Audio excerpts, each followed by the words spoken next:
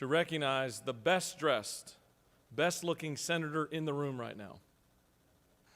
Mr. President, what an honor. Thank you so much for commending me with such a large crowd. Mr. President, this is a beautiful day, and we're all glad to be here to work for the people of our district, people of Georgia.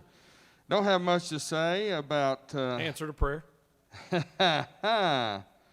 But today is National Banana Bread Day, if anybody cares. And Tootsie Roll was invented in 1896. And Mr. President, the journal's been read and found to be correct. Thank you for your efforts overnight. Is there objection to dispensing with the reading of the journal? Chair hears none, and the reading of the journal is dispensed with. Is there objection to the confirmation of the journal? The chair hears none, and the journal is confirmed. All senators who have bills or resolutions, please bring them to the secretary's desk at this time. Mr. Secretary, first reading of Senate bills and resolutions, please. Senate Bill 220 by Senator Payne of the 54th and others, a bill to be entitled an act to amend Article 2 of Chapter 14 of Title 20 of the OCGA relating to Education Accountability Assessment Program so as to create the Georgia Commission on Senate Bill 221. Education and Youth. Senate Bill 221 by Senators Mullis of the 53rd and others, a bill to be entitled an act to amend Chapter 5 of Title 21 of the OCGA relating to ethics in government so as to provide for a definition, to provide for leadership Rules. committees. Senate Bill 222 by Senator Summers of the 13th and others, a bill to be entitled an act to amend Article 3 of Chapter 3 of Title 50 of the OCGA relating to state symbols so as to designate the pecan as the official state nut. Ag and Consumer Affairs. Senate Bill 223 by Senators Robertson of the 29th and others, a bill to be entitled an act to amend Chapter 8 of Title 42 of the OCGA relating to probation management so as to Public enact. Safety. Senate Bill 224 by Senators Harrell of the 40th and others, a bill to be entitled an act to amend Article 1 of Chapter 16 of Title 50 of the OCGA relating to general provisions for public property so as to Natural require. Resources. Senate Bill 225 by Senator Harbison of the 15th and others, a bill to be entitled an act to amend Article 3 of Chapter 2 of Title 40 of the OCGA relating to prestige license plates and special plates for certain Veterans, persons. Military, Homeland Security. Senate Bill 226 by Senators Anna Vitarte of the 31st and others, a bill to be entitled an act to amend Part 3 of Article 3 of Chapter 12 of Title 16 of the OCGA relating to sale or distribution of harmful materials to minors so as to provide that the provision. Judiciary. Senate Bill 227 by Senators Jones II of the 22nd and others, a bill to be entitled an act to amend Chapter 1 of Title 22 of the OCGA relating to general provisions regarding eminent domain so as to provide for an alternative process for accounting. Judiciary. Senate Bill 228 by Senators Albers of the 56th and others, a bill to be entitled an act to amend Part 2 of Article 15 of Chapter 1 of Title 10 of the OCGA relating to the fair business Science practice. and Technology. Senate Bill 229 by Senators Harrell of the 40th and others, a bill to be entitled an act to amend Code Section 16-11-127.1 of the OCGA relating to carrying weapons within school safety zones at school Public functions. Safety.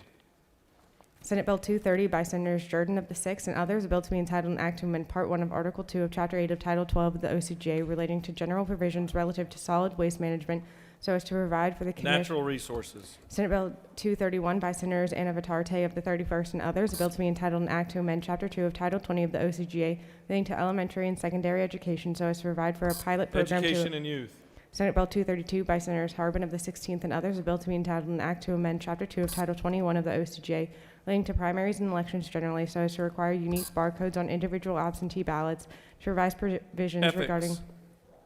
Senate Bill 233 by Senators Jones of the 25th and others, a bill to be entitled an act to amend Chapter 2 of Title 21 of the OCGA relating to primaries and elections generally so as to provide for new voting systems for use in elections in this state, to provide Ethics.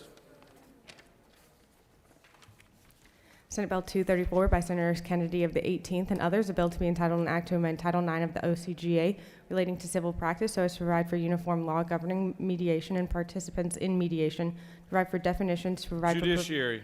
Senate Bill 235 by Senators Watson of the 1st and others, a bill to be entitled an act to amend Article 2 of Chapter 11 of Title 16 of the OCGA relating to offenses against public order so as to revise the offense of wearing a mask, hood. Health and Human Services. Senate Resolution 136 by Senators Anna Vitarte of the 31st and others, a resolution encouraging the Technical College System of Georgia, the Department of Education, the Department of Corrections, and the Department of Juvenile Justice to collaborate and develop programs. Education and Youth.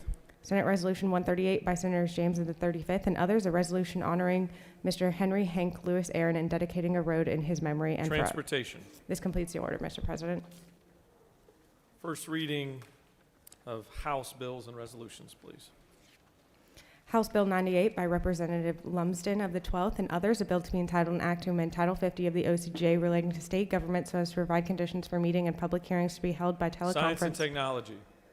House Bill 150 by Representatives Williamson of the 115th and others, a bill to be entitled an act to amend Title 46 of the OCGA relating to public utilities and public transportation so as to prohibit governmental entities from adopting Regulated industries. House Bill 156 by Representatives Parsons of the 44th and others, a bill to be entitled an act to amend Title 38 and 50 of the OCGA relating to military, emergency management, and veterans affairs. Veterans, state- military, and homeland security. House Bill 234 by Representatives Hawkins of the 27th and others, a bill to be entitled an act to amend Title 33 of the OCGA relating to insurance so as to provide an option for self-funded health care Health and plans. Human Services.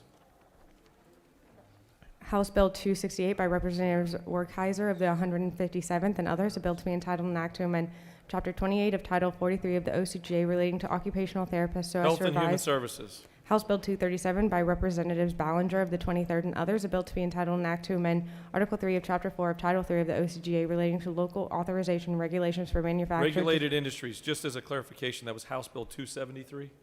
Oh, my apologies. House Bill 307 by Representatives Cooper of the 43rd and others, a bill to be entitled an act to amend Article 1 of Chapter 24 of Title 33 of the OCGA relating to insurance generally so as to revise the Georgia Telehealth Act, to revise definitions to Health authorize. and Human Services.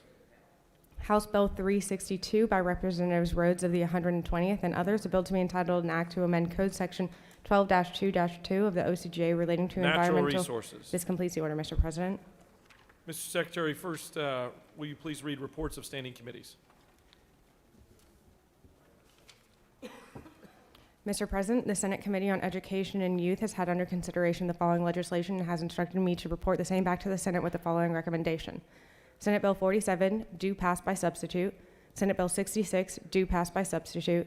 Senate Bill 159, due pass by substitute. Respectfully submitted, Senator Payne of the 54th.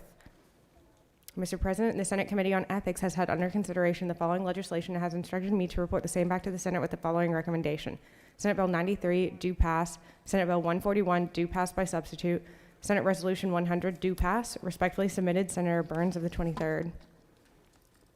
Mr. President, the Senate Committee on Finance has had under consideration the following legislation and has instructed me to report the same back to the Senate with the following recommendation. Senate Bill 193, due pass. Senate Bill 201, due pass by substitute. Respectfully submitted, Senator Hofstetler of the 52nd. Mr. President, the Senate Committee on Government Oversight has had under consideration the following legislation and has instructed me to report the same back to the Senate with the following recommendation. Senate Resolution 37, due pass. Senate Bill 120, due pass. Senate Bill 144, due pass. Respectfully submitted, Senator Harbin of the 16th. Mr. President, the Senate Committee on Judiciary has had under consideration the following legislation and has instructed me to report the same back to the Senate with the following recommendation. Senate Bill 85, due pass by substitute. Senate Bill 78, due pass by substitute. Senate Bill 143, due pass. Respectfully submitted, Senator Strickland of the 17th. Mr. President, the Senate Committee on State and Local Governmental Operations has had under consideration the following legislation and has instructed me to report the same back to the Senate with the following recommendation. Senate Bill 182, due pass. House Bill 129, due pass. Respectfully submitted, Senator Anderson of the 24th.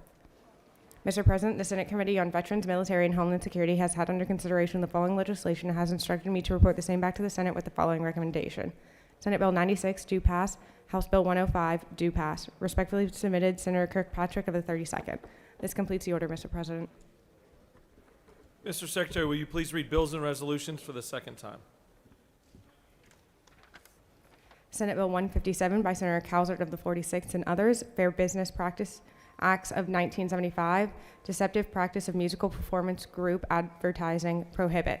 This completes the order, Mr. President. All right, it's now time for morning roll call. Are there any motions to excuse? The chair recognizes the senator from the 33rd. Thank you, Mr. President, and good morning, y'all. I ask for unanimous consent to excuse the following senators from the 12th, the 32nd, the 35th, the 38th. That's it, sir. Thank you. For business inside the Capitol. Without objection, the senators from the 12th, 32nd, 35th, and 38th are excused. Is any additional motions to excuse? All right. Secretary will call the roll of senators. Chair recognizes the Dean of the Senate. Mr. President, I ask unanimous consent to excuse the senator from the second. Without objection, the senator from the second is excused. Any additional? Chair sees none. The Secretary will call the roll of the senators. Signify your presence by voting the yea switch. Mr. Secretary, please unlock the machine.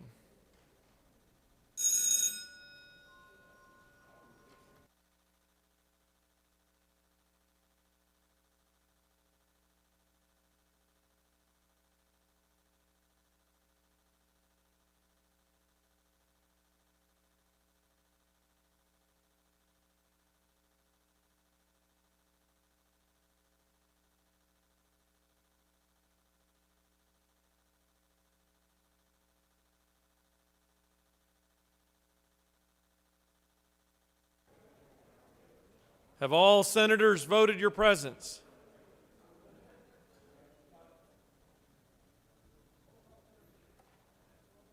Now they have. Mr. Secretary, please close the machine.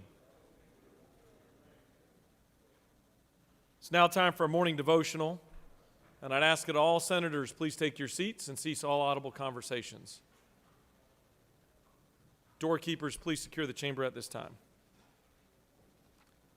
I'd like to recognize our good friend, the senator from the 37th, to lead us in our pledge and to introduce to us our chaplain of the day.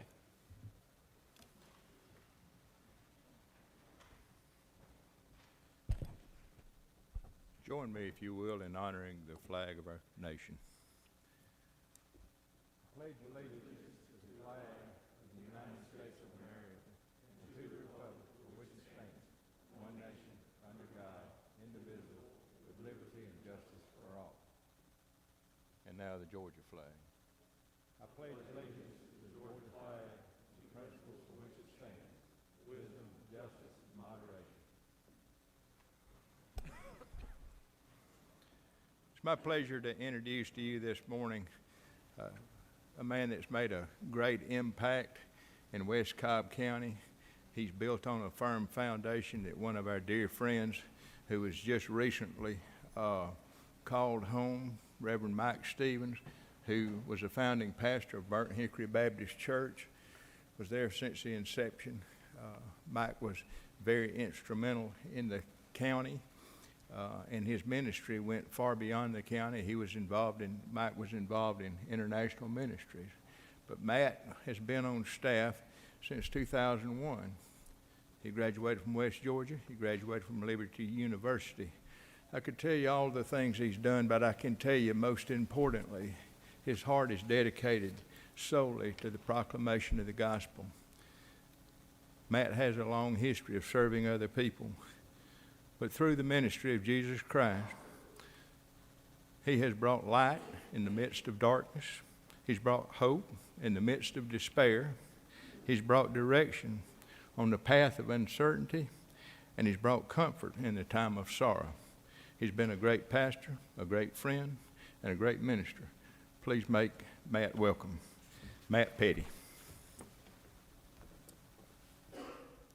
Well, good morning. Thank you so much today for having me. And I just want you to know this morning, on behalf of Burnt Hickory Church in West Cobb, I bring greetings. And then I also bring greetings from the Petty family.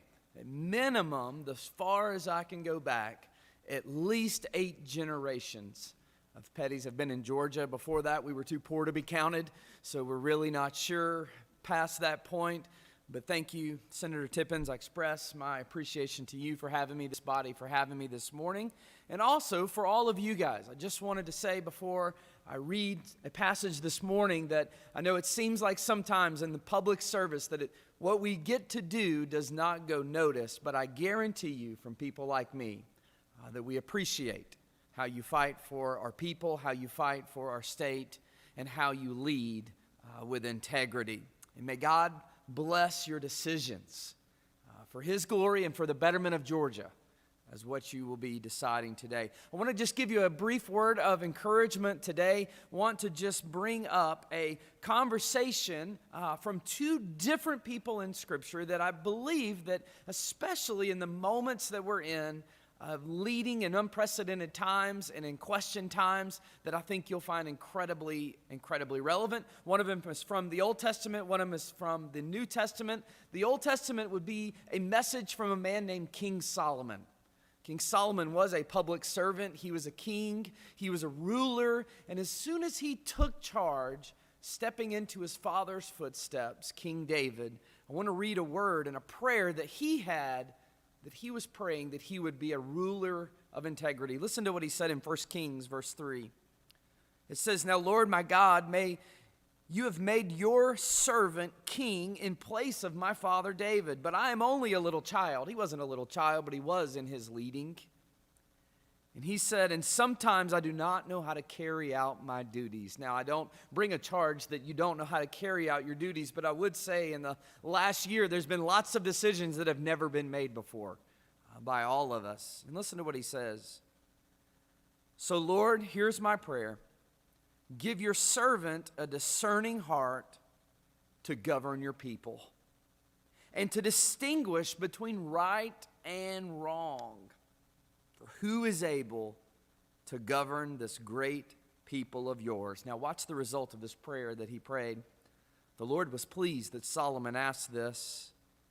So God said to him, "Since you have asked for this, and not for a long life, or for wealth for yourself, or for death of your enemies," now there's a leader, "but you have asked for discernment and administering justice, I will do what you have asked, and I will give you a wise and discerning heart."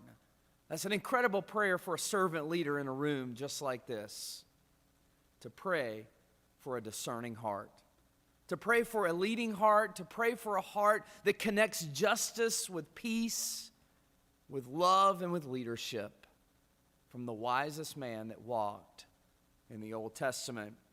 But about 1,000 years later, another wise man walked, and he told us how we can carry this out. He told us how we can live out this prayer of discernment and this prayer of wisdom, this prayer of justice. And it was a guy named Jesus. Jesus said it like this. Here's how we can live out this prayer and live out this prayer of discernment. He said we live out the great commandment, which is simply this. Matthew 22, verse 37. Jesus replied, "Love the Lord your God with all your heart, with all your soul, and with all your mind. For this is the greatest commandment, and the second is like it, and that is to love your neighbor as yourself. And all the law of the prophets hang on these two commands." What did he say there? He said you can boil everything that we do in this life down to two things: loving the Lord, the maker of the universe, the creator God, the sustainer, the Savior, with everything we have, and loving others as ourselves. And I think if we can take these words from King Solomon and praying for discernment, and take the words from King Jesus and ask the Lord to help us love Him and love others, then we will faithfully govern. We'll faithfully love, we'll faithfully rule. And here's my prayer, and Solomon's prayer, and Jesus' prayer for all of us, is that God would give us discerning hearts. He would give us loving hearts. He would give us serving hearts. And that we would love others selflessly. And listen, when that takes place, to God be the glory. And the people that we represent, which just like Solomon said, are so numerous, will also fall into the category of being loved. Know this, Senate, you're being prayed for. You're being prayed for by a lot of people in a lot of places. You may not get the messages, you may not get the conversations sent back to you as often as you would like it. But know we're praying for discernment for you. We're praying for your leadership. We're praying for your hearts. And we're so thankful that you represent us well. So from a boy from West Cobb County, from 8 generations of Georgians, I'm proud to stand here and just say thank you this morning. Follow the discernment of the Lord for His glory and the great things that He has done. Let me pray for us this morning.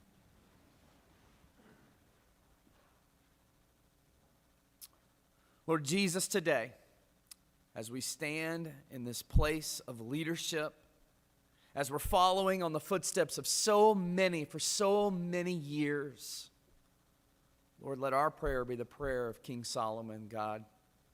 God, give us wisdom today.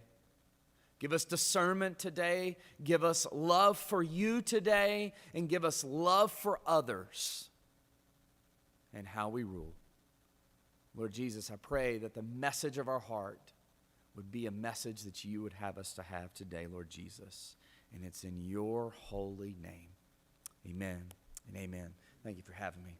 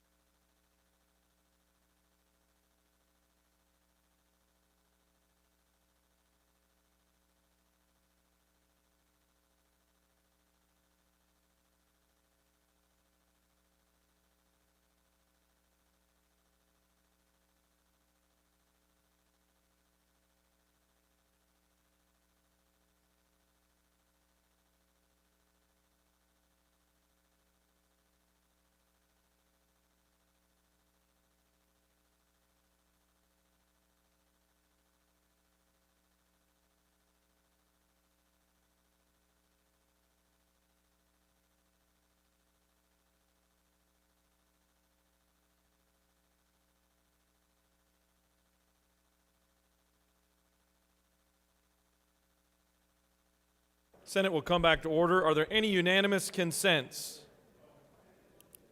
The chair sees none. As a quick reminder to the chamber, per the rules, on day 21, points of personal privilege go from 5 minutes to 3 minutes. So today will be the first day of 3 minutes, and that will go all the way through day 40. So just as a reminder, and obviously we've got the light system up here to help remind you. The chair recognizes the majority leader for a point of personal privilege. Thank you, Mr. President. I'll be much briefer than my 3 minutes. I rise today to pay recognition and honor one of my staff members. Elizabeth Fetzer, everybody in here knows her as Lizzie, has been a great asset to our office since she came as an intern a couple of years ago. We're recognizing her today because this is the one time in her life she will be the same age as her birthday. So she turned 23 today on the 23rd. Lizzie's in here, and I just want to say how much we appreciate you and happy birthday.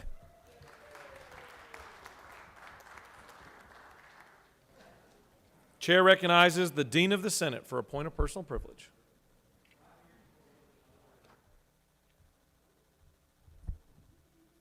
Thank you, Mr. President. I rise today to commemorate a person for Black History Month.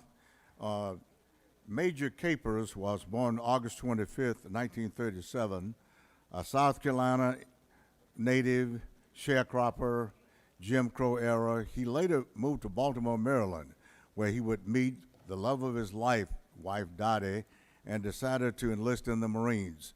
This would be the start of a legendary career that overcame obstacles and broke barriers on and off the battlefield as one of the greatest Marines ever lived.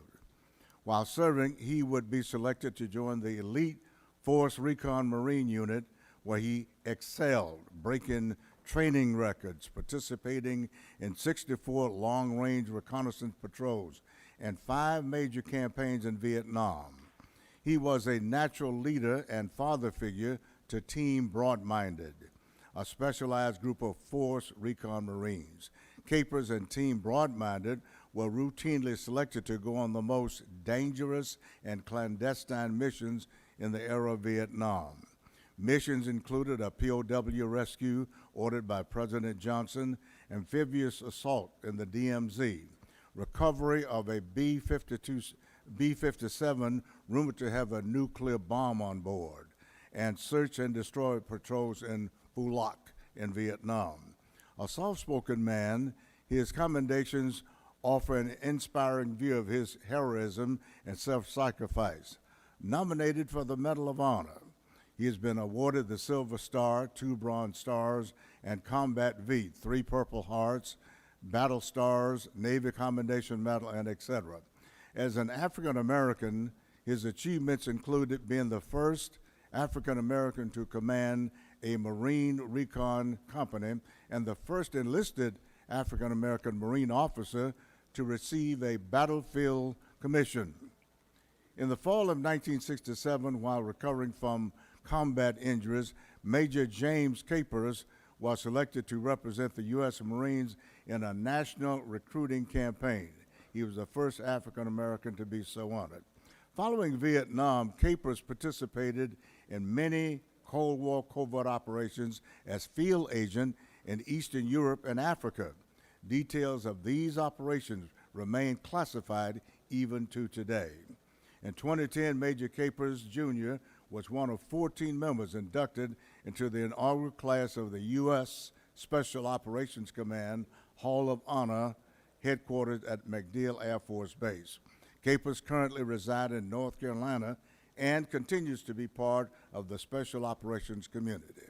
United American Patriots are pushing everybody to nominate him and support his petition to be honored with the Medal of Honor. Thank you, Mr. Chairman. Mr. President. Chair recognizes the senator from the 53rd District. Somebody's playing a game on him. His button's pushed. Chair recognizes the senator from the 56th District for a point of personal privilege.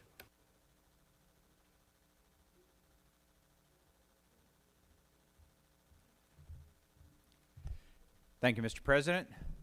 I'd like to recognize an extraordinary woman who happens to be my soulmate, my best friend, and my wife, Carrie.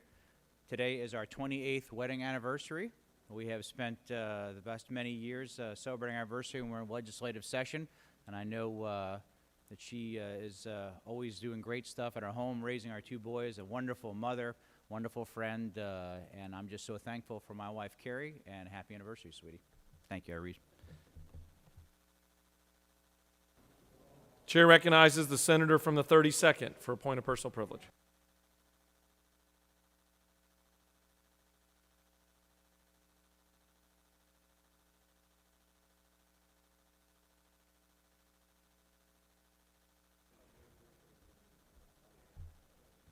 Thank you, Mr. President. I don't know if anybody noticed my really colorful mask today. And the reason that I'm wearing that is because I'm congratulating the Booth Western Art Museum, and the senator from the 14th has this wonderful museum in his district.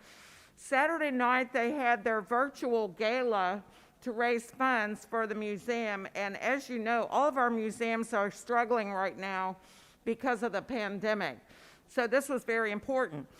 The Booth Western Art Museum is a jewel of our state. It's right up I-75 in Cartersville, and if you haven't seen it, you should go. This museum was just named the best art museum in the United States by USA Today's Reader's Choice Awards, and that is just an unbelievable honor. They have a presidential gallery that will just floor you with just beautiful display of every president of our country, and also the best collection of Western art east of the Mississippi River. We definitely, my husband and I collect Western art, and I think you'd really enjoy it. So I just wanted to congratulate the Booth on just a really fabulous accomplishment. Their director, Seth Hopkins, and his wife, Joyce, they do a great job, and please go visit the Booth. And if you need to know how to get there, come see me. Thank you, Mr. President. I yield the will. Chair recognizes the senator from the 14th for a point of personal privilege.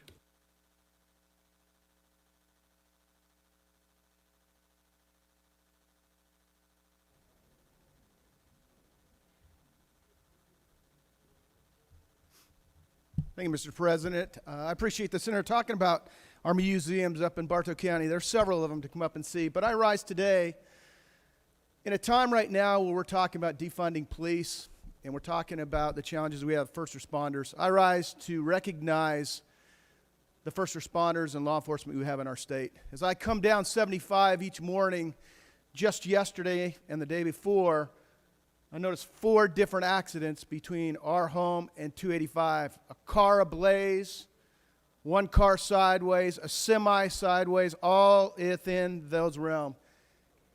There wasn't people like myself stopping. It was first responders and law enforcement putting their lives on the line so that traffic can continue to move, putting their lives on the line to be able to pull people out of burning cars to try and save their lives. So I'd like to raise today to let first responders and our law enforcement in our state know how much I appreciate what they do each and every day, and we stand behind them.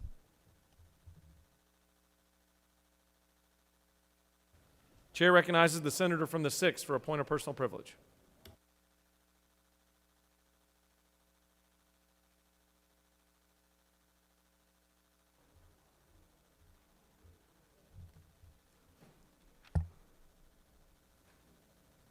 Thank you, Mr. President.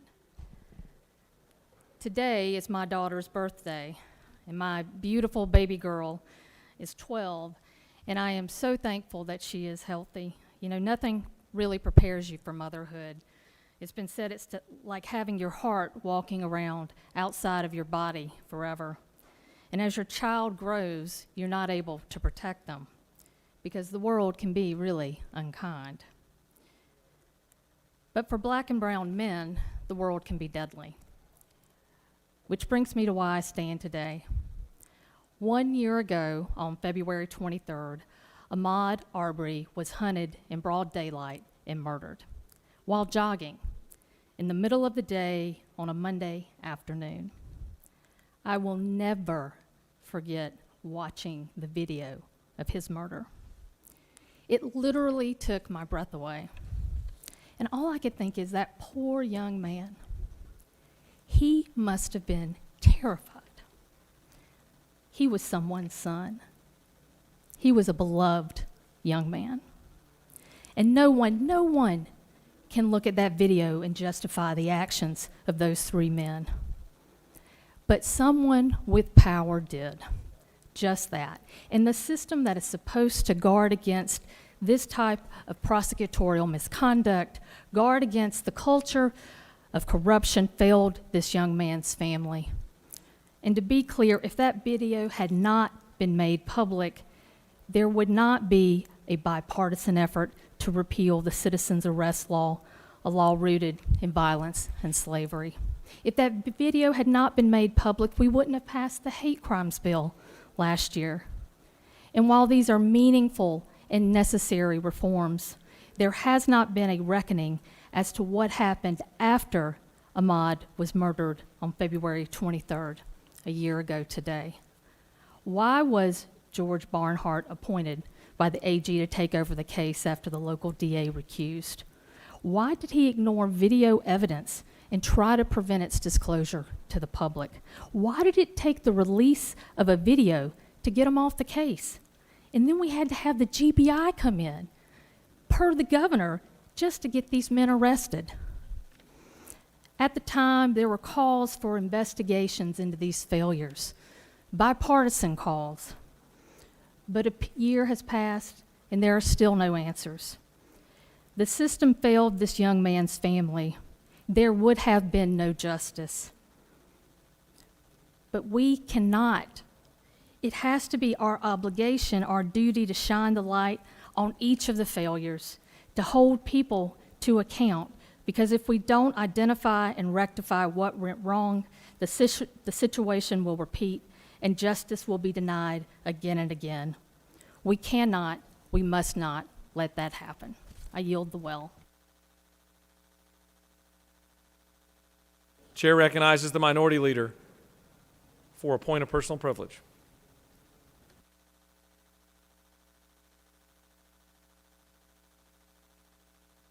For the purpose of the doctor of the day. That reserves you the right to have another point of personal privilege.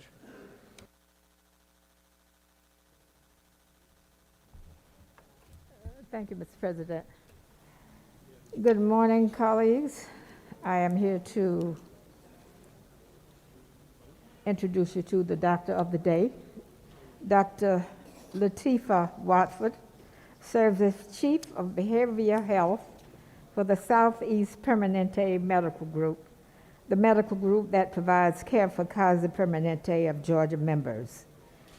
As a general, child, adolescent, and forensic psychiatrist, she works diligently to ensure her patients receive the care they need in a respectful, caring, and clinical competent manner.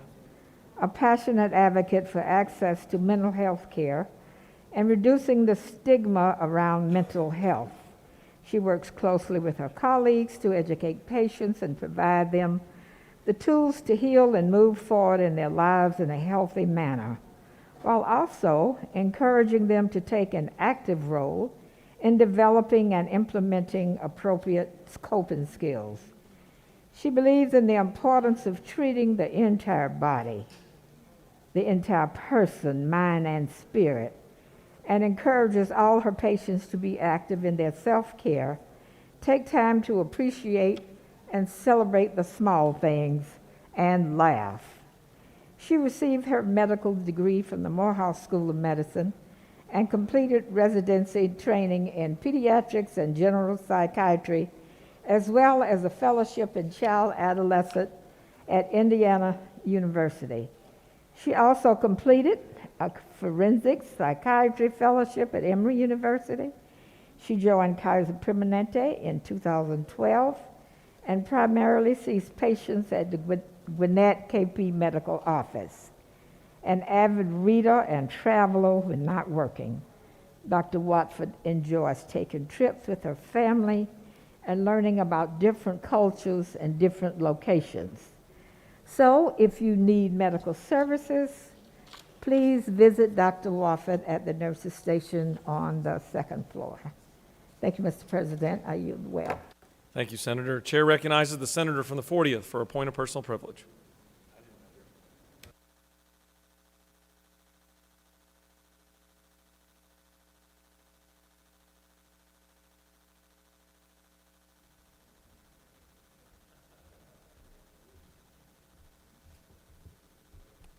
Thank you, Mr. President.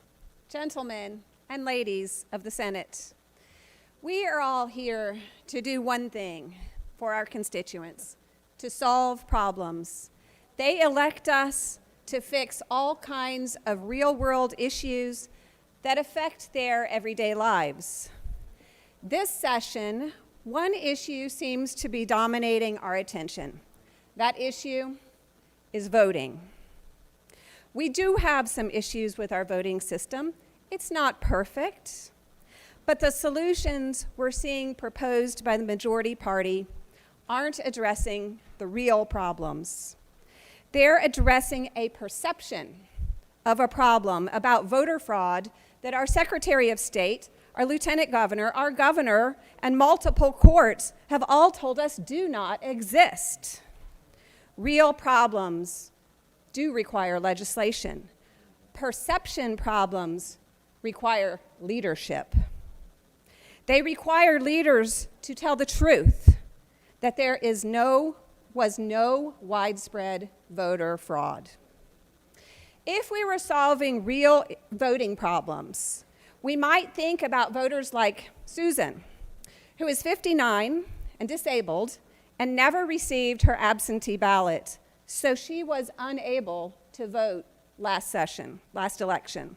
Or Kristen, a Georgia resident who is in Arkansas for pharmacy school.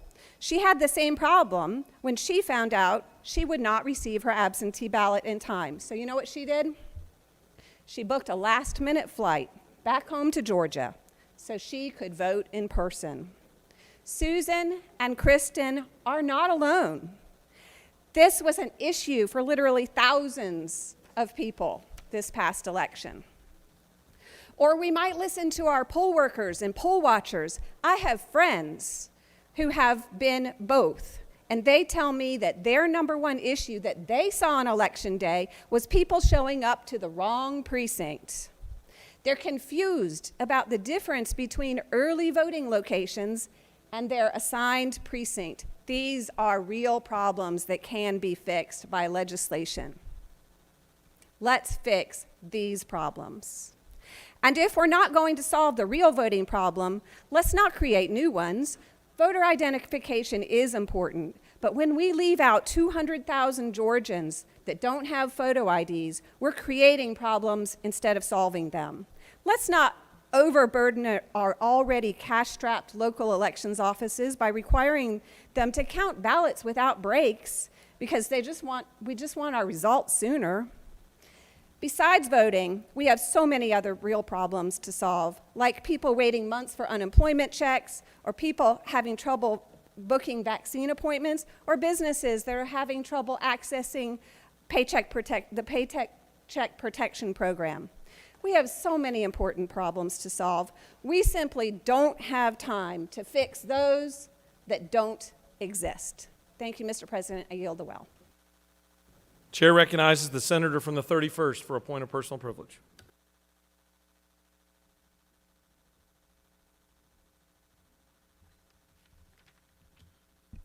Thank you, Mr. President. Today is Dyslexia Day in Georgia, and 1 in 5 individuals have dyslexia. Dyslexia is the most common learning disability.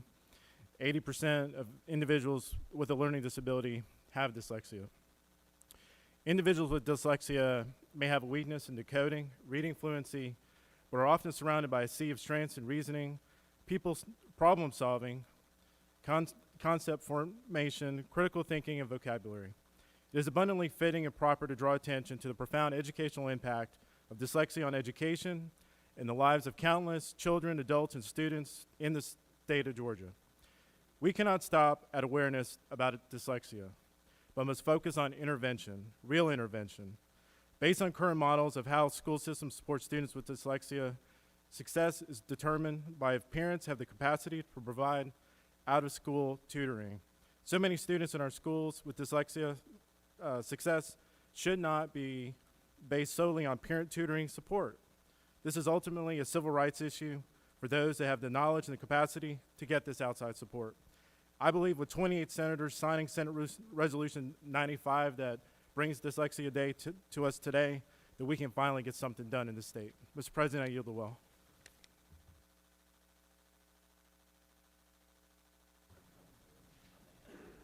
All right, we're going to move on. You have a consent calendar of privileged resolutions before you. Does any senator wish to remove a resolution from the consent calendar?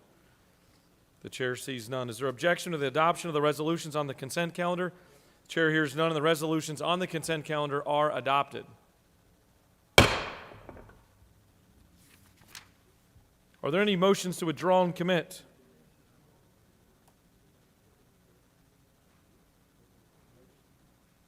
The chair sees none.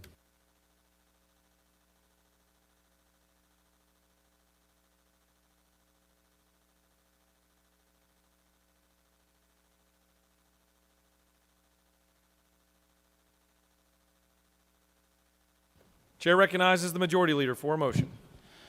Thank you, Mr. President. I ask unanimous consent that the following bills be engrossed: Senate Bill 40, Senate Bill 67, Senate Bill 184, and Senate Bill 188. The majority leader has moved to engross Senate Bills 40, 67, 184, and 188. Is there objection? There's objection. Would the majority leader like to speak to his motion?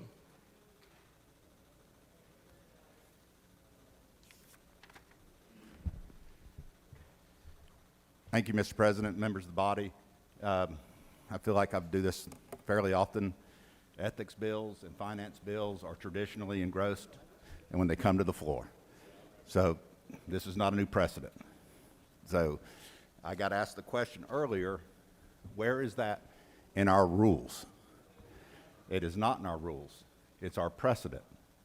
What is in our rules is that any member of the body can move for engrossment on any bill. I'm moving for engrossment because it's the long-standing policy of this body that finance bills and ethics bills be engrossed. Thank you, Mr. President. I yield the well. Chair recognizes the senator from the 42nd to speak to the objection.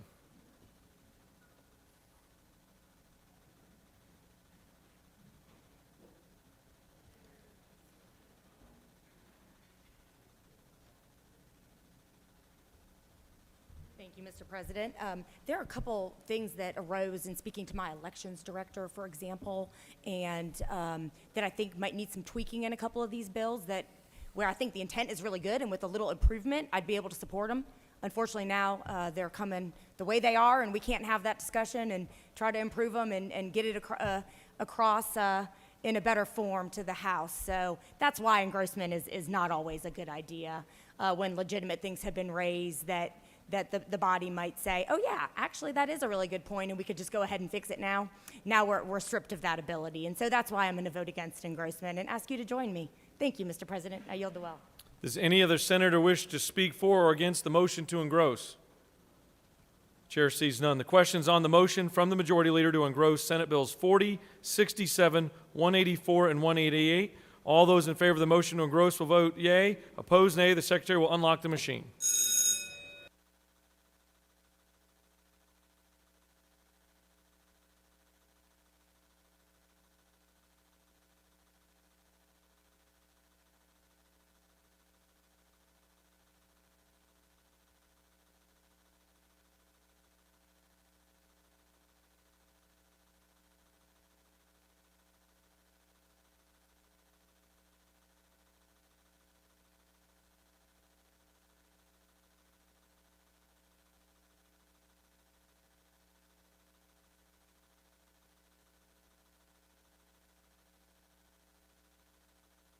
Have all senators voted?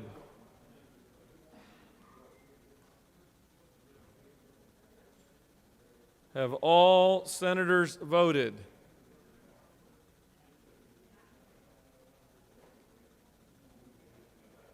We got is that one or a thumbs up? Thumbs up. I'm getting old.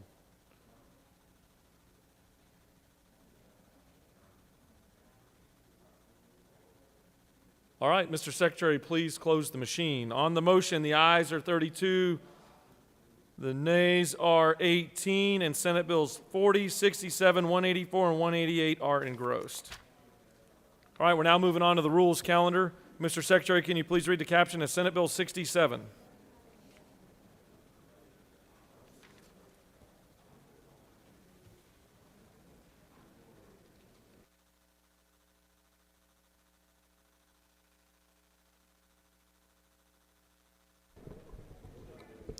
Senate Bill 67 by Senator Walker of the 20th, a bill to be entitled an act to amend Chapter 2 of Title 21 of the OCGA relating to elections and primaries generally so as to provide for the submission of identification in connection with absentee ballot applications, to provide for the submission of photocopies of voter identification documents for absentee ballot applications, to provide for requesting of absentee ballot applications through a web portal. The Senate Committee on Ethics recommends that this bill do pass by substitute. Respectfully submitted, Senator Burns of the 23rd. Senate Committee on Ethics offers the following substitute to Senate Bill 67, a bill to be entitled an act to amend Chapter 2 of Title 21 of the OCGA relating to elections and primaries generally so as to provide for the submission of identification in connection with absentee ballot applications, to provide for the submission of photocopies of voter identification documents for absentee ballot applications, to remove signature comparisons, to provide for requesting of absentee ballot applications through a web portal. This completes the order, Mr. President. Chair recognizes the senator from the 20th to speak to Senate Bill 67.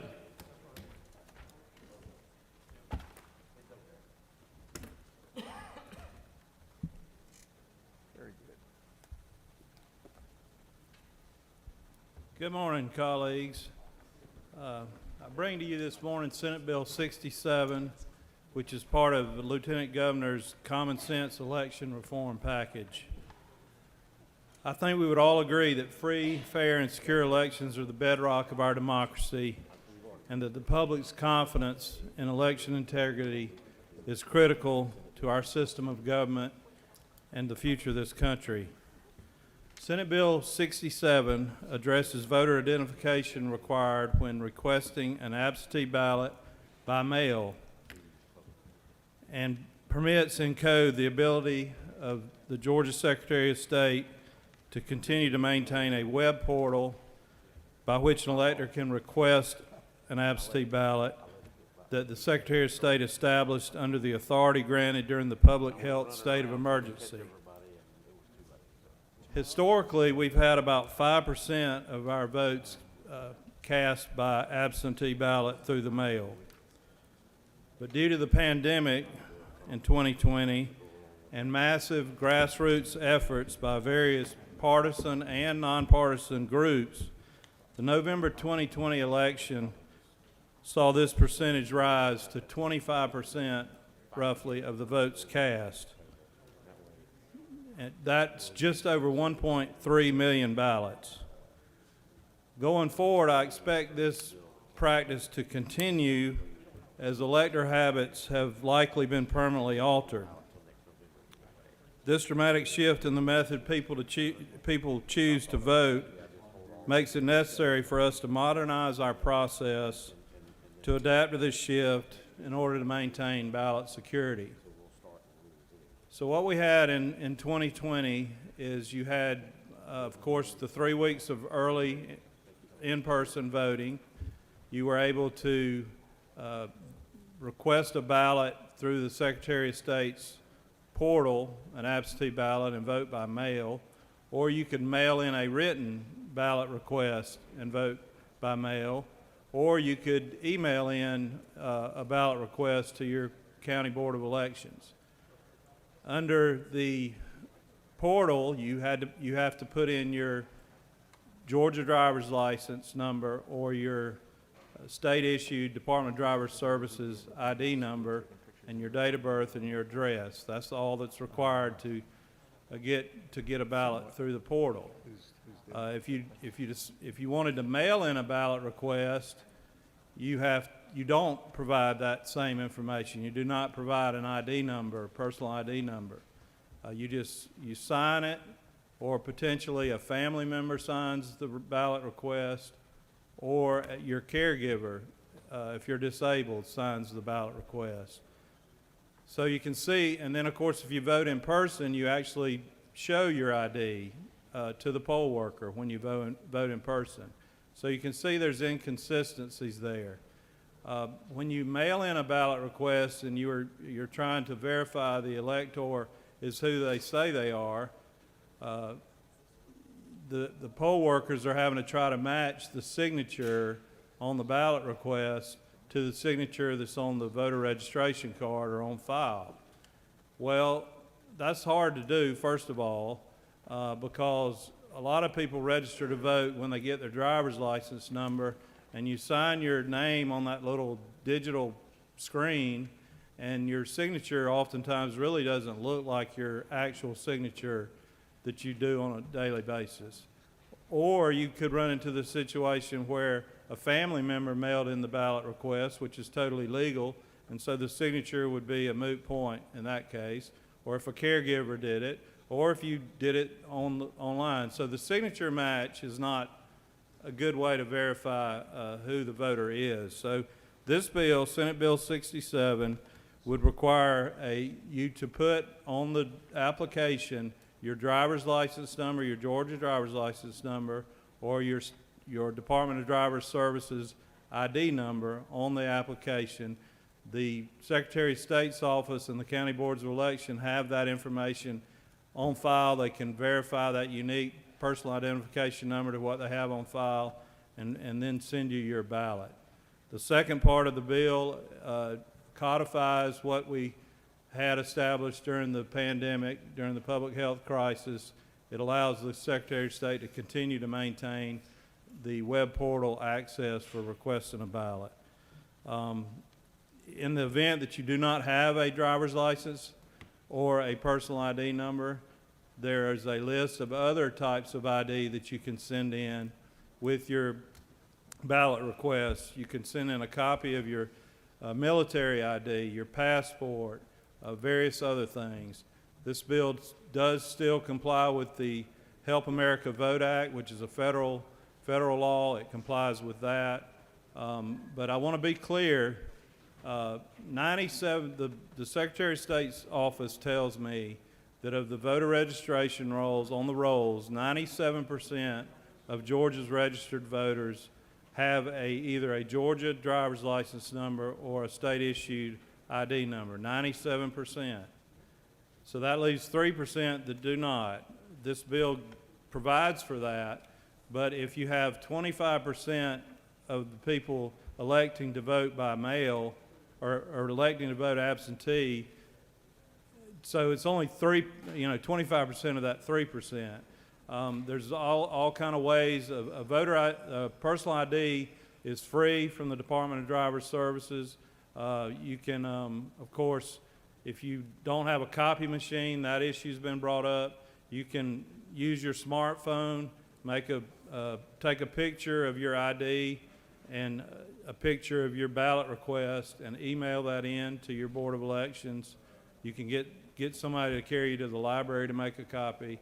I feel like this is a very common sense measure to get the county boards of elections out of the middle of trying to process this massive amount of absentee ballots and verifying signatures before they are able to send them a ballot. It's a lot more efficient and a lot more secure.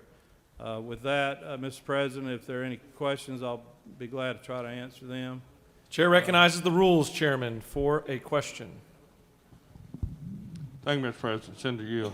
Yes, sir. Isn't it true that if you're unable to afford a proper ID, that the state will pay for one or give you one at the driver's license services? That's correct, yes, sir. Thank you. That's in Code Section 40-5-103, Part D. Chair recognizes the senator from the 10th for a question.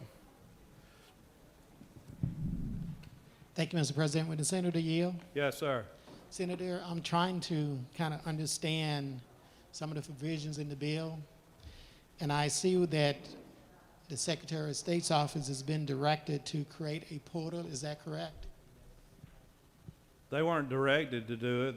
They did do it under the public health state of emergency with an executive order. It's not in code currently. This would codify that. And Senator, can you explain, if you will continue to yield, Yes, sir. exactly how this portal would work and how would an average Georgian use it?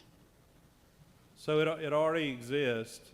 I actually personally used it in the November election to request a ballot from my wife and I. So it's very easy to use. You go to the Secretary of State's website, you click on Request a Ballot, You put in your name, your address, and your driver's license number. And I actually received my ballot within about 2 days of doing that. The ballots are mailed out from the County Board of Elections. It also has the added benefit of the elector is the one keying in the information instead of a clerk, and so there's less opportunity for errors, and it lessens the workload also on the Board of Elections. So it's something I think that worked very, very well, and it's something I think, Georgia businesses have been real resilient and nimble and adjusted their practices to COVID. We've seen things that we never had tried before that we discovered work pretty well.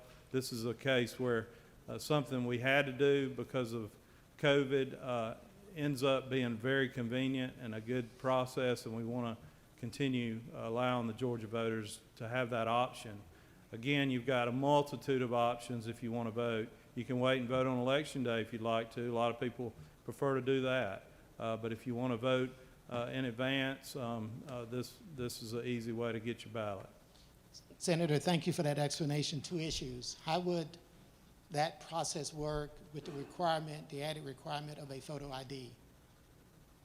A photo ID is not required if you request a ballot through the portal, and it's not required in the legislation I'm proposing to you today. The only reason you would have to have a photo ID is if you do not have a Georgia driver's license or you do not have a Department of Driver Services issued ID. So, Senator, it's kind of like, so what this is getting to is instead of trying to verify the person by their signature, you're using a personal identification number. And the personal identification number is not too unlike what you use with your ATM card or other type of online services you might do or in-person services. So it's a unique ID for that voter. It happens to be the Georgia driver's license number or their personal ID number issued by the state. And if the senator would yield? Yes, sir. Senator, I'm referring to those 3% that may not be able to input one of those ID numbers. How would they then, if they wanted to request an absentee ballot, don't have a photo ID, how would they use this portal, or would they have to go through the normal channels as we've had before? That's my question, Senator. So if they do not have a driver's license number or a state-issued ID, first of all, they could go to the nearest Department of Driver Services and get a state-issued ID for free. Secondly, they could mail in a ballot request and not use the portal. And they would then need to provide a copy of some other form of ID, which I can read you the list if you'd like me to of what other acceptable forms are, but a U.S. passport, a military ID, any kind of photo ID issued by the United States government or the state of Georgia. There's a list of about probably 7 or 8 things. And Senator Yield, for final question, please. Yes, sir. So just make sure I understand. So if that 3% did not have some kind of ID, they would be required to get one before they could use the portal and access it. Is that correct? That's my understanding, unless there's future, yes. Currently, I think that's the case. Yes, sir. Senator, you see that as creating an issue? I guess, Senator, the portal is going to work for 97% of the voters if they want to use the portal.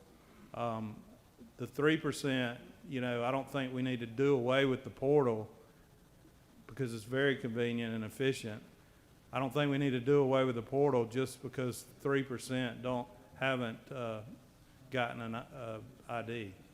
And a final question, Senator, on line 117 of your bill, I see that you're eliminating the provision of ballot. Is that correct? No, sir. I'm eliminating the signature match requirement for the ballot request application. And because I'm eliminating the signature match requirement, that whole section is not applicable. That section deals with if the signature does not match, they are to send a provisional ballot to the elector. But they're not going to be matching the signature under this measure. So that section is irrelevant to this.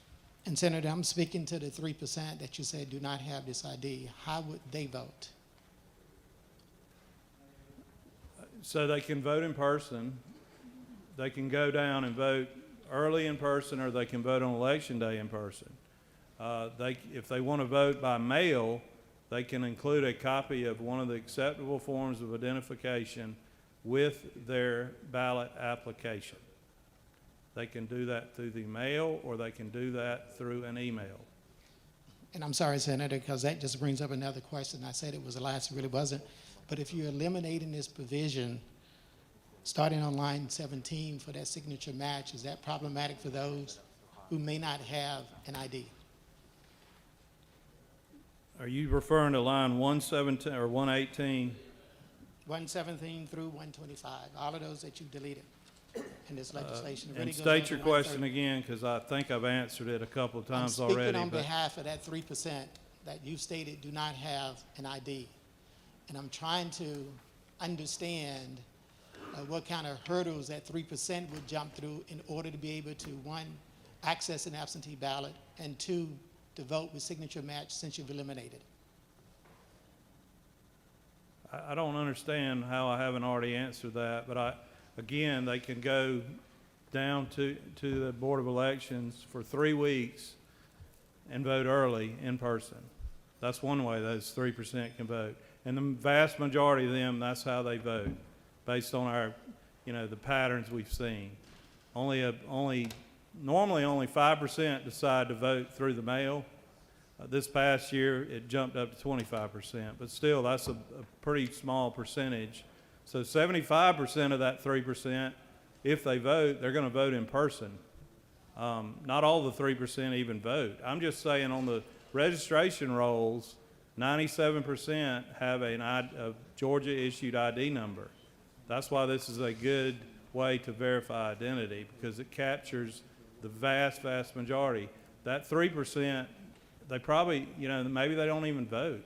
But if they do vote, they can go early in person and vote. They can go on election day and vote, or they can mail in a ballot request with a copy of a photo ID.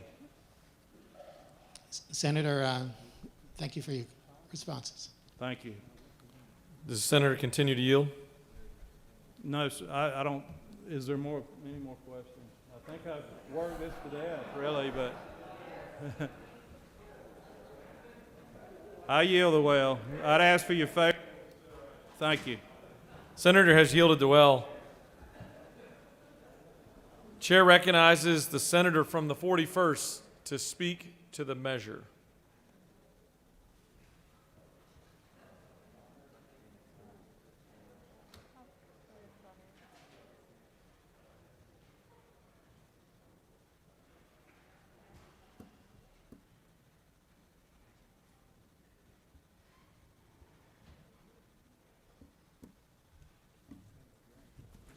Thank you, Mr. President.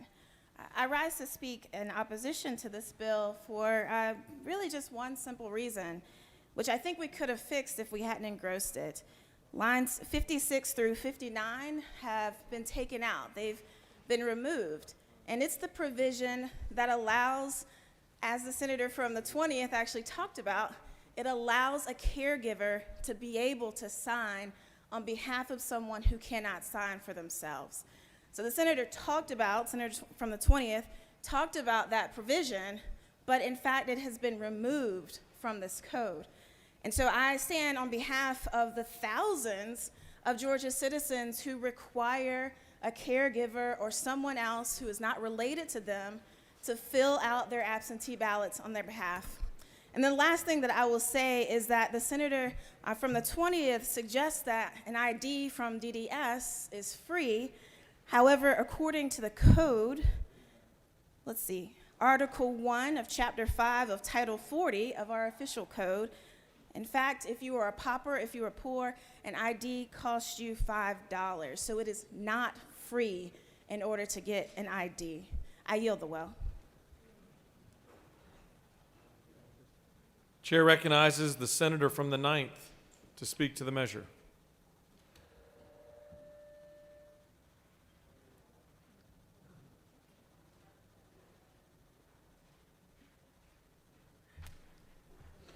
Thank you, Mr. President. So I did have a question for the senator from the 20th, And first of all, I oppose this bill for various reasons, other than among which it's unnecessary. But I have a question about the it seems to be inconsistent. We can all agree that when you go and vote, you show a photo ID. They're able to look at that photo ID and match to see if it's you. My question was, how is a photocopy with an absentee ballot helpful? Because when you go to vote, the person has to look at you.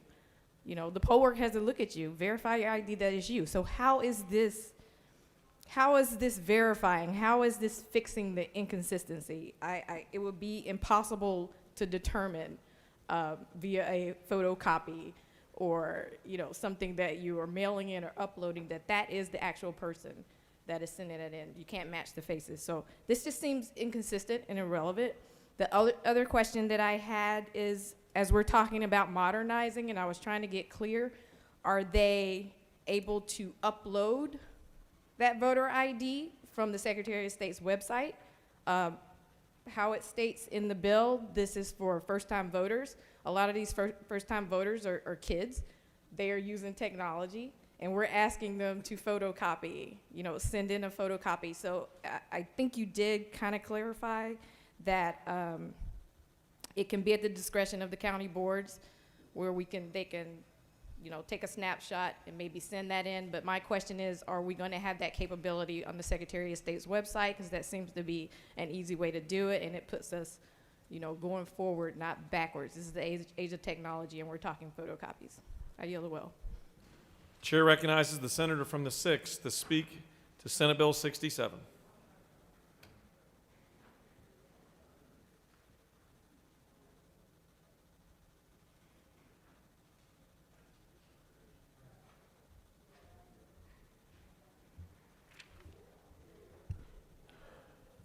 Thank you, Mr. President. There are a few issues that I do want to point out.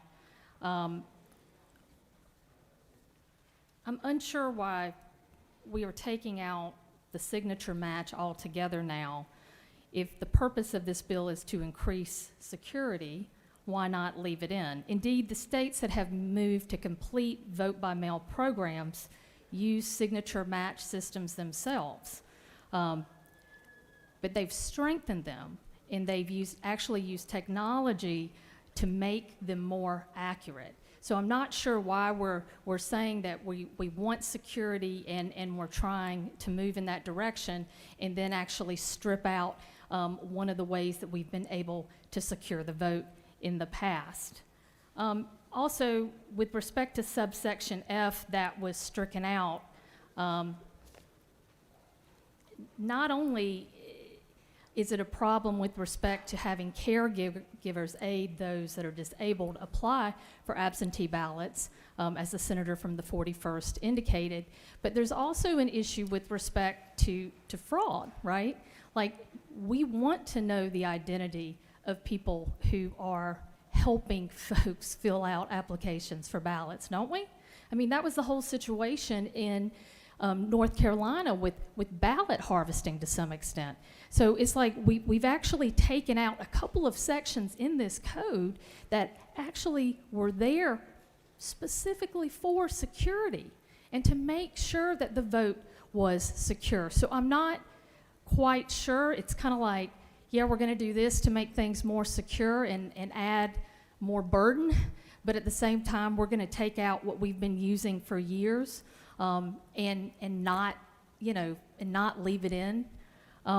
And then finally, a few years ago, I was counsel on a case that was brought against the Secretary of State, specifically for the release of the private data of 6.5 million voters in the state. So security numbers, driver's license numbers, date of birth, permanent residence, full legal name, all released to the public. I have a real issue in terms of us requesting or asking that people take a photocopy of their identification that has all of their information on it, right?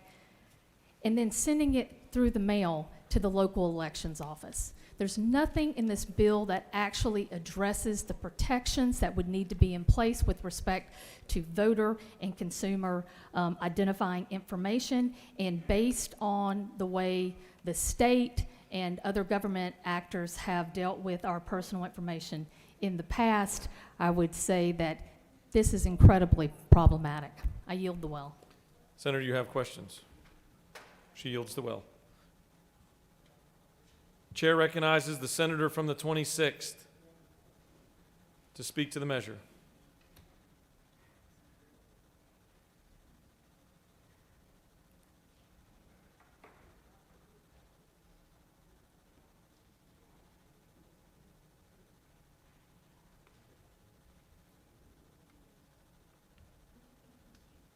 Thank you, Mr. President.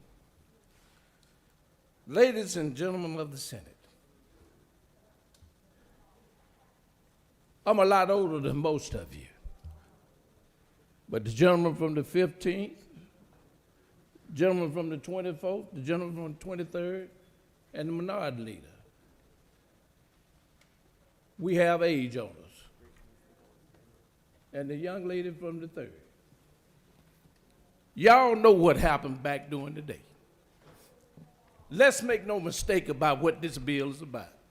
The election did not turn out the way you wanted it to turn out. That's what it's about.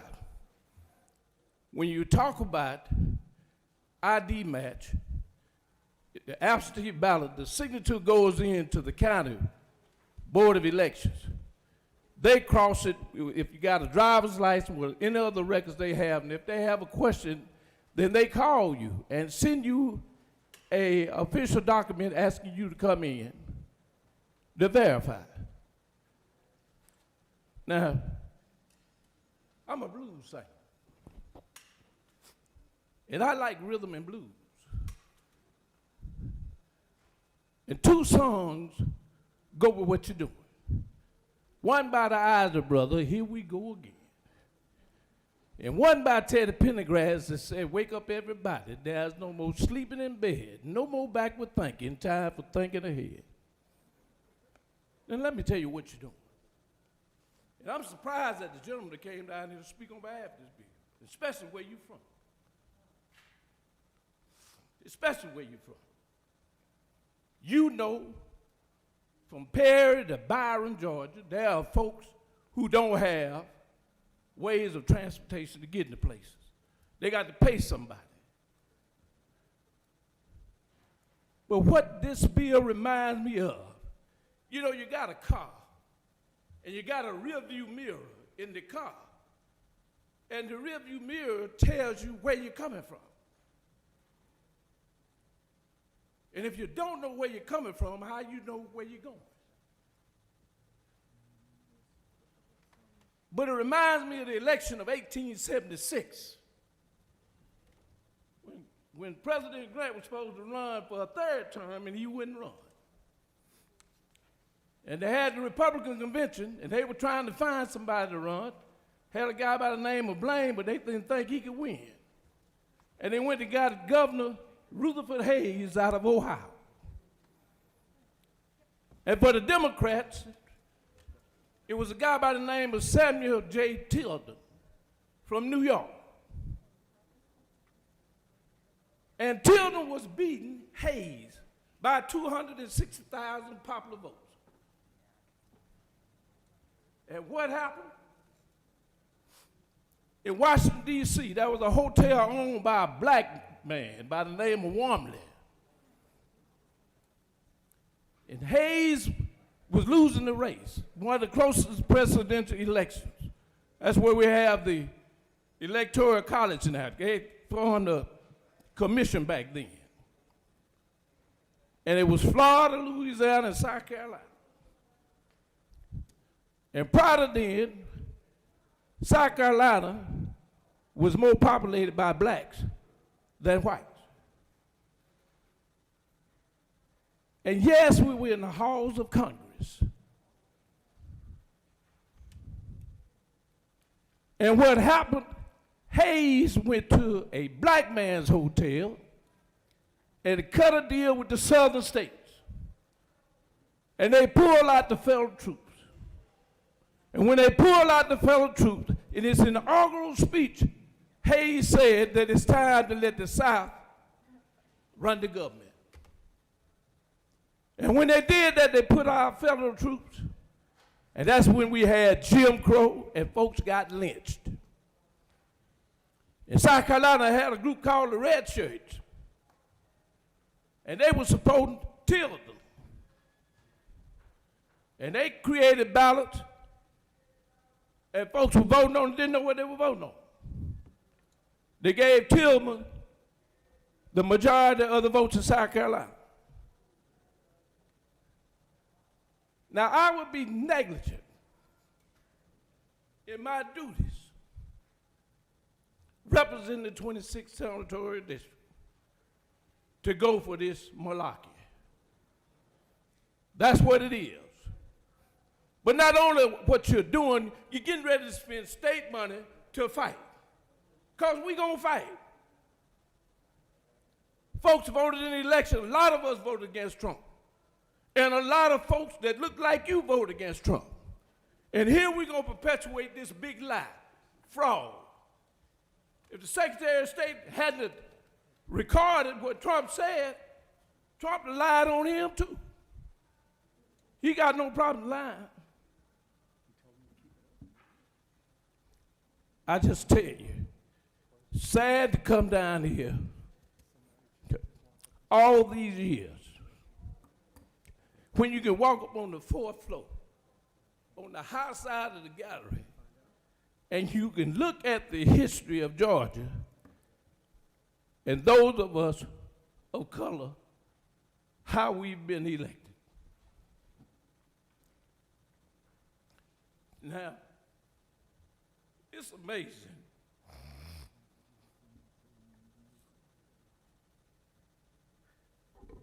I didn't think it. I had to come to the well after 45 years of being in this body. And I probably had a lot of friends before today.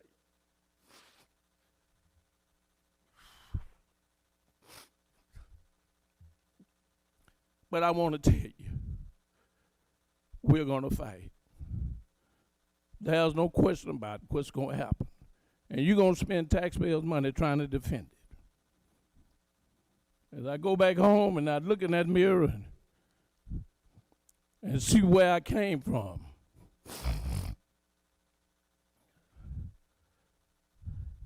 there's one thing about being in politics. You make friends, and sometimes you make enemies. But I will tell you one thing about David Lucas, that I'm going to fight you with all the vigor I can. Because I will not go back home and tell those folks who voted that I took away the right for you to vote. And that's what this bill is about. Every last one of the election bills is about the election didn't turn out the way y'all want, and you want to perpetuate the lie that Trump told. Well, if I don't fight you,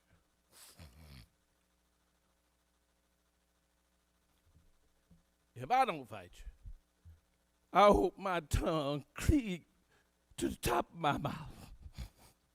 And the cutting power of my right hand seems to be. And then,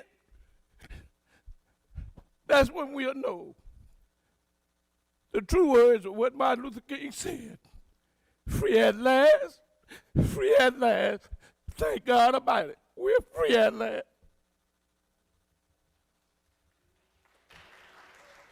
Chair recognizes the senator from the 42nd to speak to the measure.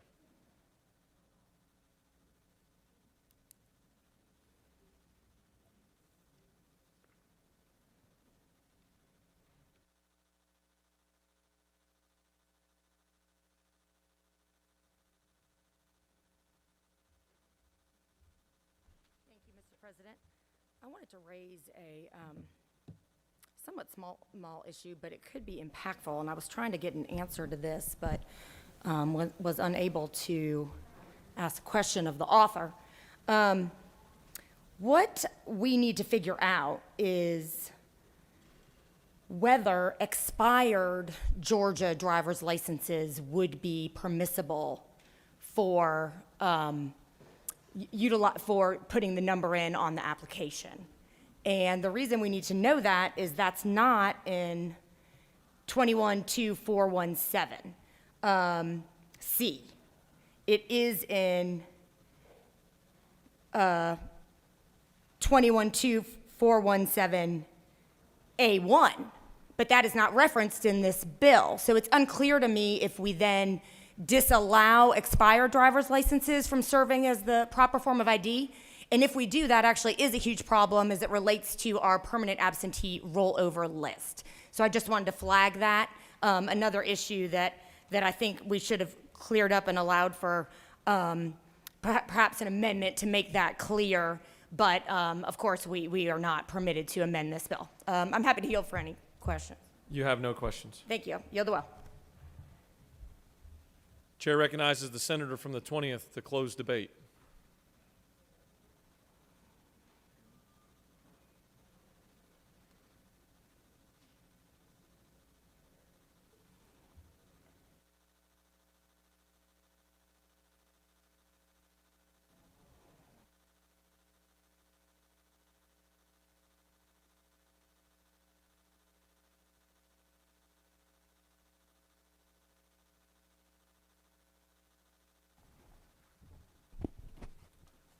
Thank you, Mr. President.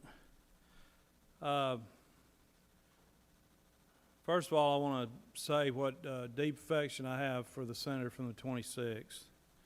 I've known him since I was 7 or 8 years old. Have great respect for him. I disagree with his portrayal of what this bill is about. It's not about disenfranchising voters.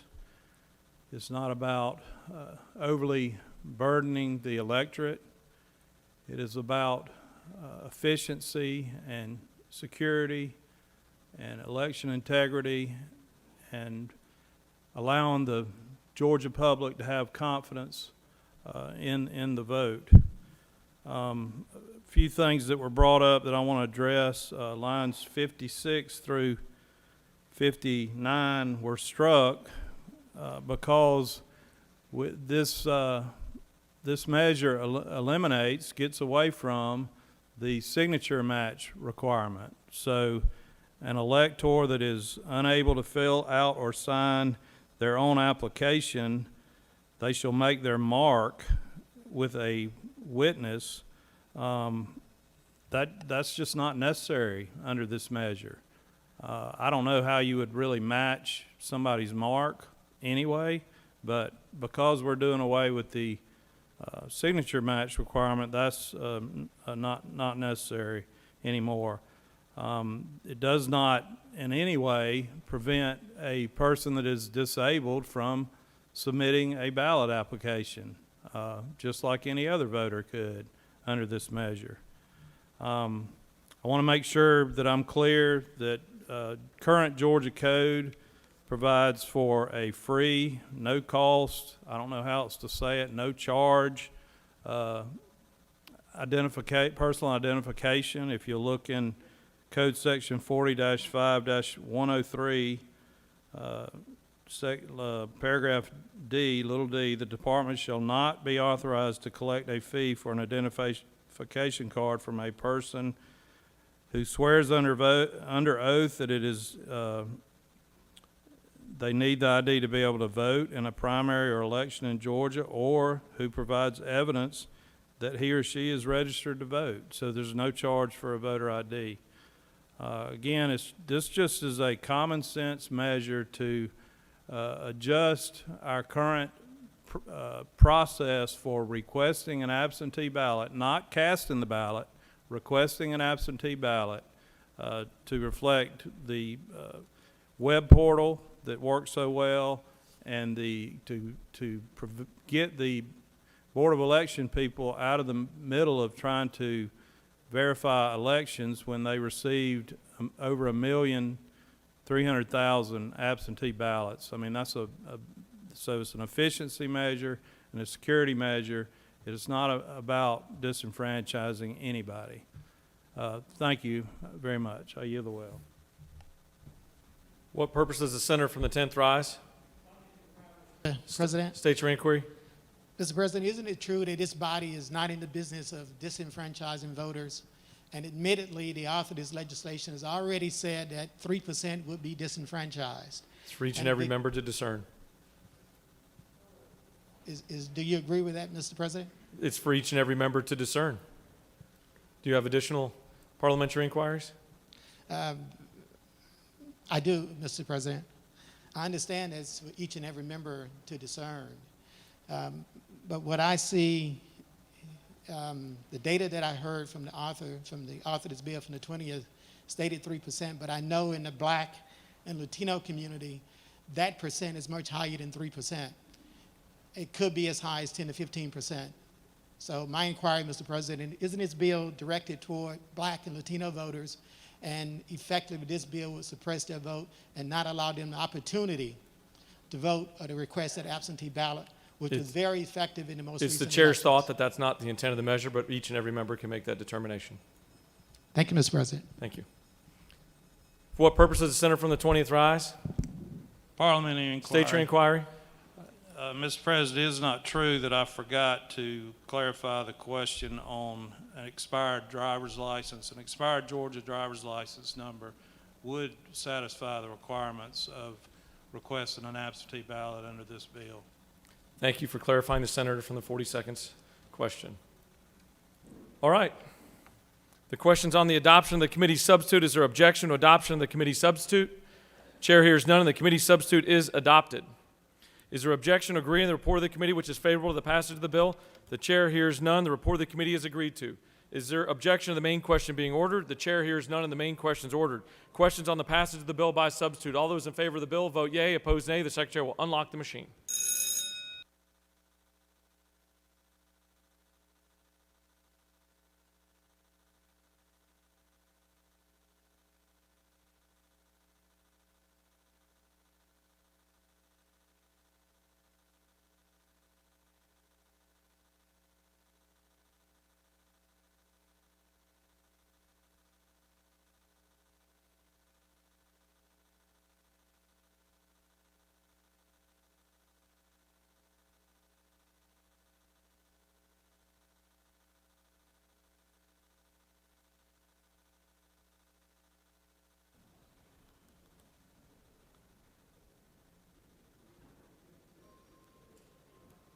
Have all senators voted?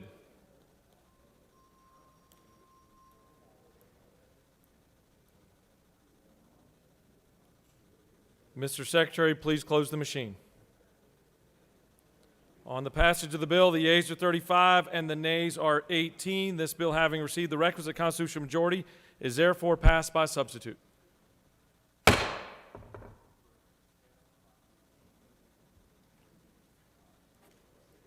Mr. Secretary, can you please read the caption to Senate Bill 188?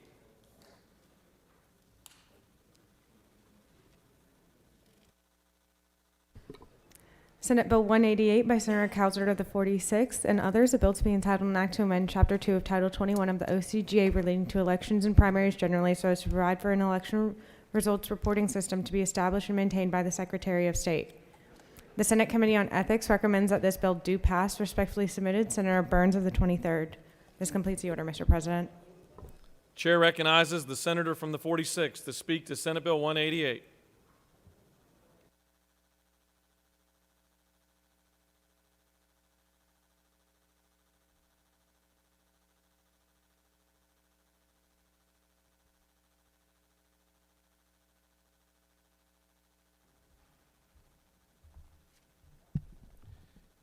Thank you, Mr. President.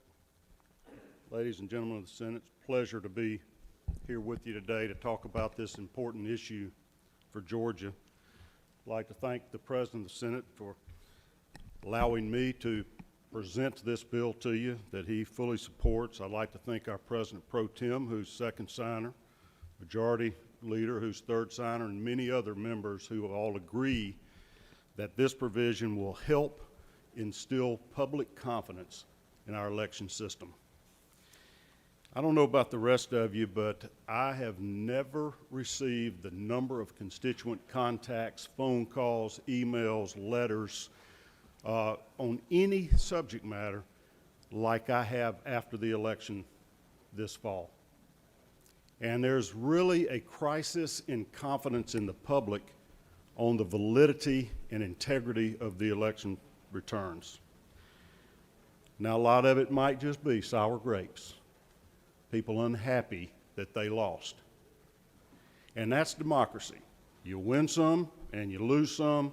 If a candidate gets out there and persuades the majority of the public to vote for them, then they deserve to have that seat in office.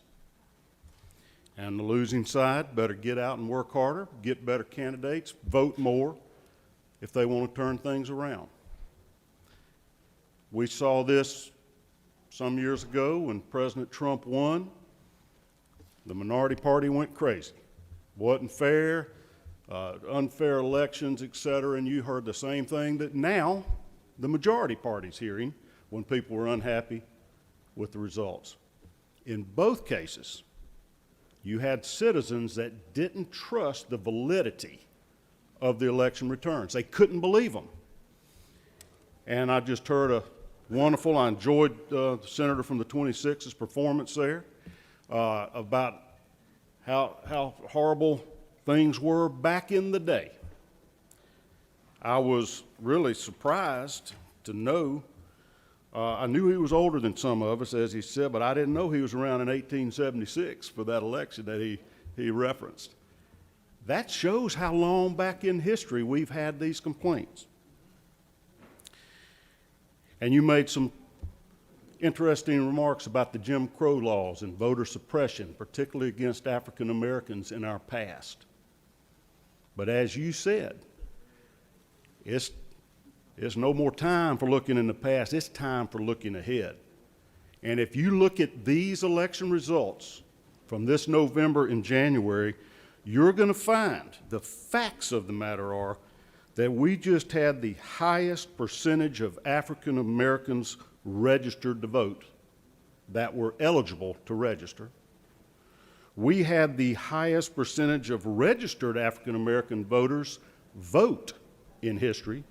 We had the highest number of African American votes cast. We have elected, the state of Georgia has elected an African American United States Senator. So with all due respect to the past, in this present day, the state of Georgia is not suppressing African American votes. This bill doesn't deal at all with the casting of a vote or eligibility to cast a vote. So don't come at me with any voter suppression arguments, because this doesn't do a thing about the vote. It's about the reporting of the votes. Because there was so much delay and changes in numbers and calculations that people were like, wait a second, how do we even know how many votes were cast? Somebody needs to be able to tell us this, to advise us, so we have some confidence in this tabulation process. Senate Bill 188 requires the Secretary of State to establish and maintain an election results reporting system, and for that to be readily accessible to the citizens of our state. It doesn't say a thing about the casting of the ballots. It just says, let's have a reporting system so we have transparency, so our citizens can go online and see how the vote's coming, how many votes were cast. It requires the number of ballots cast by type, by precinct, to be reported to this election results system. Local county election superintendents shall report as soon as possible after the close of the polls, the number of absentee ballots received. Recall, you can't receive absentee ballots after the close of the poll other than the military provisional ballots. You got to tell the number of absentee ballots that were issued and that were received by precinct the day of the primary, the day of the general election, whatever type of election's being held, report that. You have to enter the number of in-person ballots, the number of absentee ballots received, and the number of provisional ballots cast prior to uploading your vote totals. Because people are sitting out here worried, now, what was under that table in the Fulton County precinct? Are these new votes being found? We kept hearing things in the press. Well, they have discovered another batch of votes that hadn't been counted yet. Tell us how many votes cast before you start totaling the votes, basically. That's not complicated. That doesn't suppress anything. That gives confidence in the integrity of the system that nobody is messing with the ballots. Before you start counting them, reporting your totals, tell us how many were cast. That's all this bill does. I'm happy to answer any questions that any of my fellow senators might have, but I want to assure everybody that this is simply transparency. It's instilling confidence in the general public as to how many votes got cast, and then let's find out what the vote totals are instead of having moving targets on those numbers. Mr. President, I yield the well for any questions. Chair recognizes the minority leader for a question. Senator Yield. I'll be happy to the minority leader.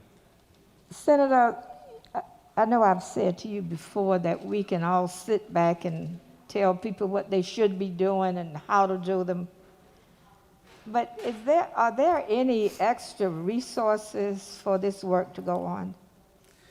I don't think so. I mean, this is just the vote returns. I mean, I can tell you this. Every time I go vote, when I walk in my precinct, I ask the poll workers, how's it looking today? What's our turnout? Are people voting? They tell me the exact number, because when you register in there, they're logging you in and they're keeping count. You have a number. Mm-hmm. So that's not a burden on them that they're not doing instantaneously, and they also have obviously had to record the number of absentee ballots. My second question is, has Amy voted? Checking on my wife, because if they say no, I call her and say, you better get down. Have my kids voted? Call them out by names, and they can tell me who's voted and the number. So this doesn't add any burden on them other than to load that information into this system that the Secretary of State will manage to have transparency for all of Georgia.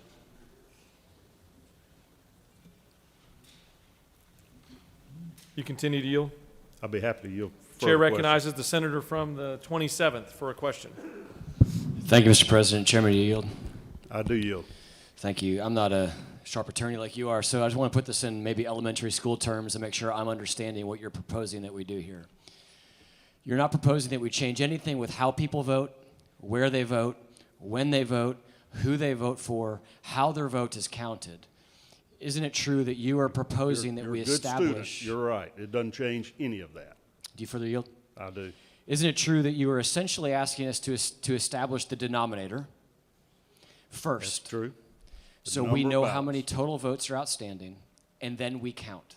Exactly. And as we're counting, the numerator changes, and eventually the numerator will match the denominator, and then we know that we're done. So conceivably what this will do will prevent confusion from anybody going to bed at 11 o'clock on election night and saying, my person has won the election, and waking up only to find out 5 days later that there were really 450,000 votes outstanding, but nobody knew it because we don't have this data. Isn't that true, Senator? You know how many votes are outstanding, even if they have not yet been tabulated and counting. When you go to bed on election night, you're going to know how many ballots cast. And, Senator, do you further yield? Yes.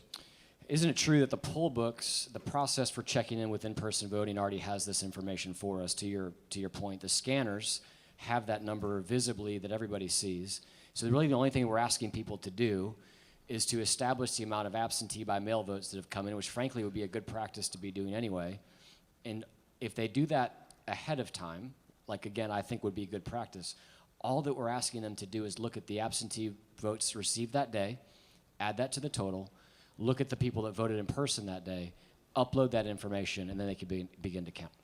That's correct. And the senator from the 6th has a bill coming up after mine that will even further expedite that process by allowing those absentee ballots to be scanned in beforehand, because we are evolving that way. We're voting more by absentee with this pandemic and other conveniences, so there's no reason to delay voting those. But you're right. You know on election day how many are cast. Just upload it into this system and let the public know. Thank you, Senator. Chair recognizes the minority whip for a question. Thank you, Senator Yield. I gladly yield to the minority whip. Just one quick question. So are we saying that we'd have absolutely no ability to see any totals until the total vote count is actually there? That's Is right. that what we're saying? That's it. That's all it's doing. Let us know how many votes were cast before you start telling us the vote totals. So when we were saying, finish Senator Further Yield? I do. So when we were talking about the fact that there may be new batches that are coming in, unfortunately, that might have been a day or two later. Under this bill, will we see no totals for a day or two before all the batches are counted, so to speak? No, you got to report the batches on election day. Let us know how many were cast. There shouldn't be batches coming in after election day. Just Senator Further Yield? I do. And that I understand, but if it was similar to this situation where unfortunately you may have had that happen, I'm just trying to clarify that no one would have any totals at all until all those numbers are in. Is that correct? You wouldn't upload any vote totals. You could have begun counting, but you can't upload them into this reporting system until you first say, what is it, the denominator? You know, how many of the total are there? Yes, Senator. Chair recognizes the senator from the 6th for a question. Thank you. Will the senator yield? I yield. So as you indicated, the bill that I have coming up deals with expediting the process, because I think we all agree that the quicker that we can get the information out, the better. Agreed. Okay. With respect to this, I think one of the issues that I have in terms of, and maybe it's how it's worded, is that it's my understanding that right now all of this information is available to the public in terms of publicly available through the Secretary of State. They're not required by law to be. That's what this code section will do. The Secretary of State does have an election results reporting system. They're not required to have that. Okay, so with respect to this, I think the issue that I'm trying to get at is the uploading of the totals until you put that denominator, as the other senator said, into the system. With respect to that, you would agree with me that many times provisional ballots, we don't know if they're going to count or not until the end of the week. True. Okay. That's why you just tell the number of provisional ballots cast. But with respect to that, then a provisional ballot isn't necessarily cast unless it's considered. It's cast. It may just not be accepted or received. I mean, if it's disputed for whatever reason, maybe the voter doesn't live in that precinct or doesn't live in the state or whatever. Okay. And then also in terms of military absentee ballots that come in after the fact. So with respect to the way that this is worded, arguably you can't upload totals until the military ballots to the 3 days after. No, on line 25, it asks them to enter the number of absentee ballots issued and returned as of the close. So you at least know how many are out there, and whatever military ballots can still, some of them can come in after the close of the polls. You got to let people, though, know how many have been issued. And then tell the numbers that have already been returned, and it may be some small outstanding number left that didn't come in. Those, when they come in, if they're a military ballot, they'll be counted. If they're not going to be counted if they hadn't been received. by the close of the polls. Will the senator further yield? I yield. And with respect to locals, elections, officials, what has been their response to this in terms of No saying, opposition whatsoever. have you spoken to any of them directly? I haven't personally, but I've had several other senators that have mentioned that they've talked to theirs. This was raised in committee and have been told that no problem, no opposition, no resistance. Okay, thank you. Thank you, Senator, and I appreciate your efforts your bipartisan support of this bill as well as your bill and the Lieutenant Governor's package. Do you continue to yield? I yield. Chair recognizes the senator from the 42nd for a question. Thank you, Mr. President. Will the senator yield? Yes, I will, Madam Chair. Senator, I certainly applaud your intentions in this legislation. As a matter of fact, I tweeted on election night, or maybe it was a couple of days later as the results were slow. I tweeted something like, maybe we should just not report any results until we have all the numbers. And so this is your bill. So, and then I realized, and then, isn't it true, I realized that that would just cause a lot more angst in the public, because then there's less transparency, actually, and it true. The fear would be that it would actually have the contrary effect I don't of people see how feeling that, like stuff is being hidden from them, which I sort of belatedly realized myself. I don't see how that could be any rational interpretation of this. To let people know how many votes have been cast is not duplicitous at all. I mean, that just lets them know. And the people realize sometimes it takes time to count the ballots, but just know how many people participated and their ballots were received. And they don't expect instantaneous results. Now, in-person voting, there should be no delay in uploading those. But first, tell us how many you got, as they report the ones that voted in person, and then when the absentee ballots are counted, report those. I think there's a code section that requires that counting to be in public, and requires it to begin at least at noon the day after the election and to continue day to day until completed. Just fill in the gaps as they come and tell us what the target number is, and then how many of those votes went Democratic, how many went Republican, how many went independent, or left it blank. Will the senator continue to yield? I will. So on that point, and following up on the senator from the 6th question about provisional and military ballots, is it true, is it the case that under this legislation, counties would not be able to report any results, not only as it relates to the military ballots, but actually from the ballots that, if you're in a large county, if people put ballots in the drop boxes, those are eligible to be counted, and that could be a more significant number. Although I actually think that the military ballots can actually be or military and overseas, actually can be not a nominal number as well. And so that means that for absentee ballots put in drop boxes or arriving in the last mail delivery on election day, we would not get any results for, a couple days probably while those got processed. As far as the vote totals, you're accurate. As far as the number of votes cast, put in that drop box, received in the U.S. mail, you know those numbers. And all you got to do is report them. This is just telling you, report to the Secretary of State's website how many went in that drop box, how many people voted live, how many had some kind of dispute and had to provide a provisional ballot that whether or not it's going to be counted will be determined later. Give us the totals. Let people have peace of mind that there's nothing being done in the dark of night. Will you yield for a couple more questions? I'm happy to yield. Thank you. So essentially, the number is going to change because we're going to say this is how many people voted, but then later we're going to get additional ballots that will be counted or not in the case of the provisionals, counted or not in the case of the military and overseas UOCAVA voters, and counted or not in the case of all the drop box voters. So the number is definitely going to change. You got it. You have figured out this But, legislation. I put it on 2 pages. Is it your contention, Senator, that would make people less? I feel like there would be, explain to me why you don't think that might give birth to further conspiracy theories when we know the number will change. Because on line 25, you have to enter the number of absentee ballots issued. Even if they're not returned yet, you got to tell the ones issued and the ones that have already been returned so people know what's the total possible number of votes here. So if their candidate is winning by 500 votes and there were only 300 absentee ballots issued that hadn't come back yet, game over.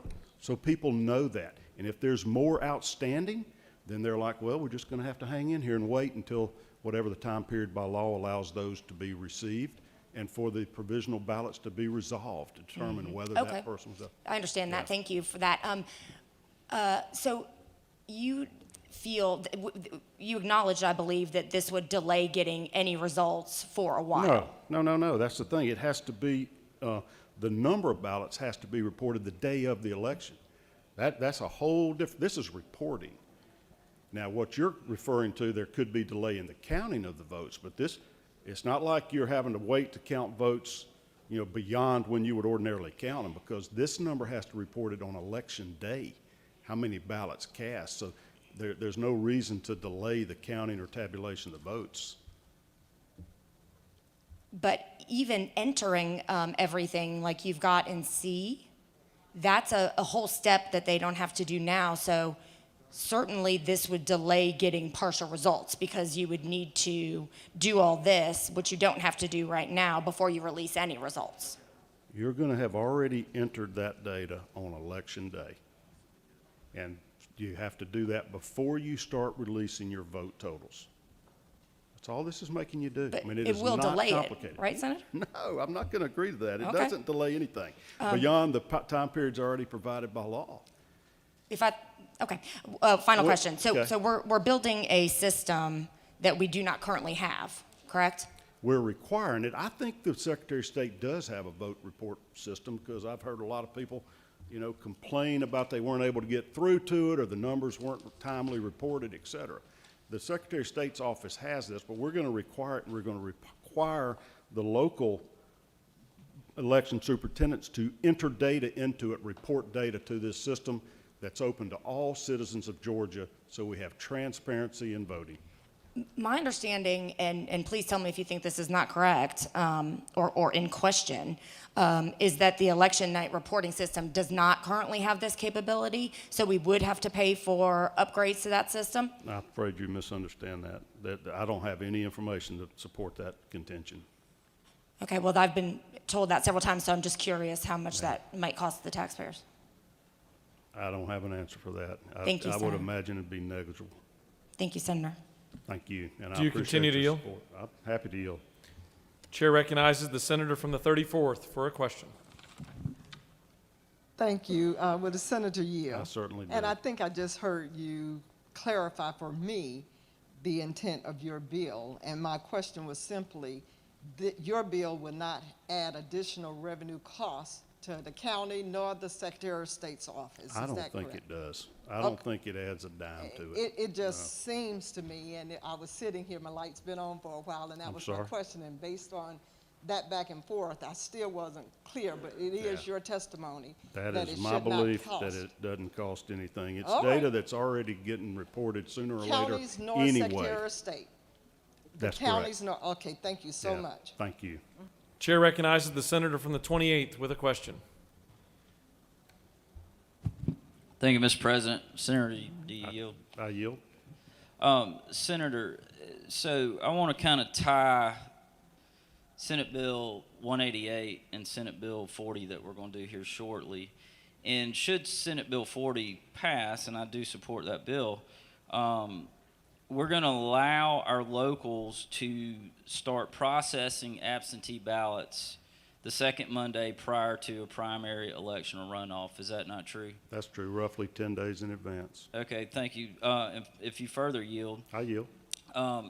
Would it not make sense if they started on the second Monday prior to the primary election or runoff to go ahead and start compiling a daily report of these types of ballots? If an absentee ballot comes in on that second Monday and then one comes in on Wednesday, they go ahead and compile a daily report so that come election day, all they have to do is report what showed up on election day. Is that not true? I imagine they could do that. Whether that number should be disclosed or not is a question for another bill and another day, so I don't want to expand on this, but that certainly makes sense that it makes that job easier.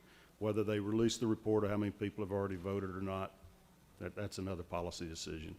Well, I'm just, if you'll further yield, I'll I think the point I'm trying to ask is if they do this daily and they don't let it pile up until the last day, because we are saying in Senate Bill 188 that they have to have all these numbers to the Secretary of State right by election night, and we know that all absentee ballots, whether they come by mail, whether they're handed to the clerks, or whether they're placed in a drop box, they have to, at 7 p.m.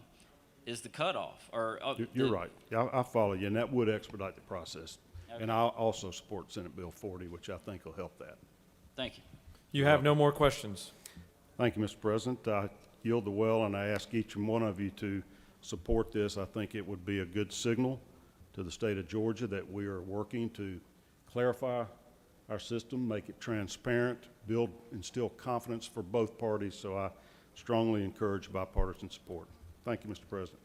Thank you, Senator. Chair recognizes the senator from the 36th to speak to the measure.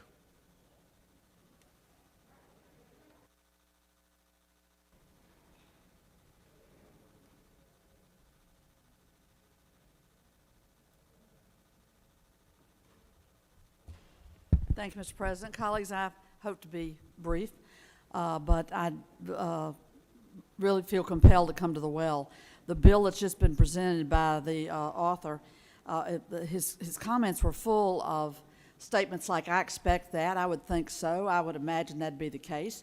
Has there been a meeting with the Secretary of State, the person who is elected statewide, a constitutional officer, to run our elections? Has the Secretary of State come and testified on this bill, or have you had a meeting with him? Do you know what his systems are? You say you believe, the author says he believes that there's a system in place over there at the Secretary of State that could accept this information.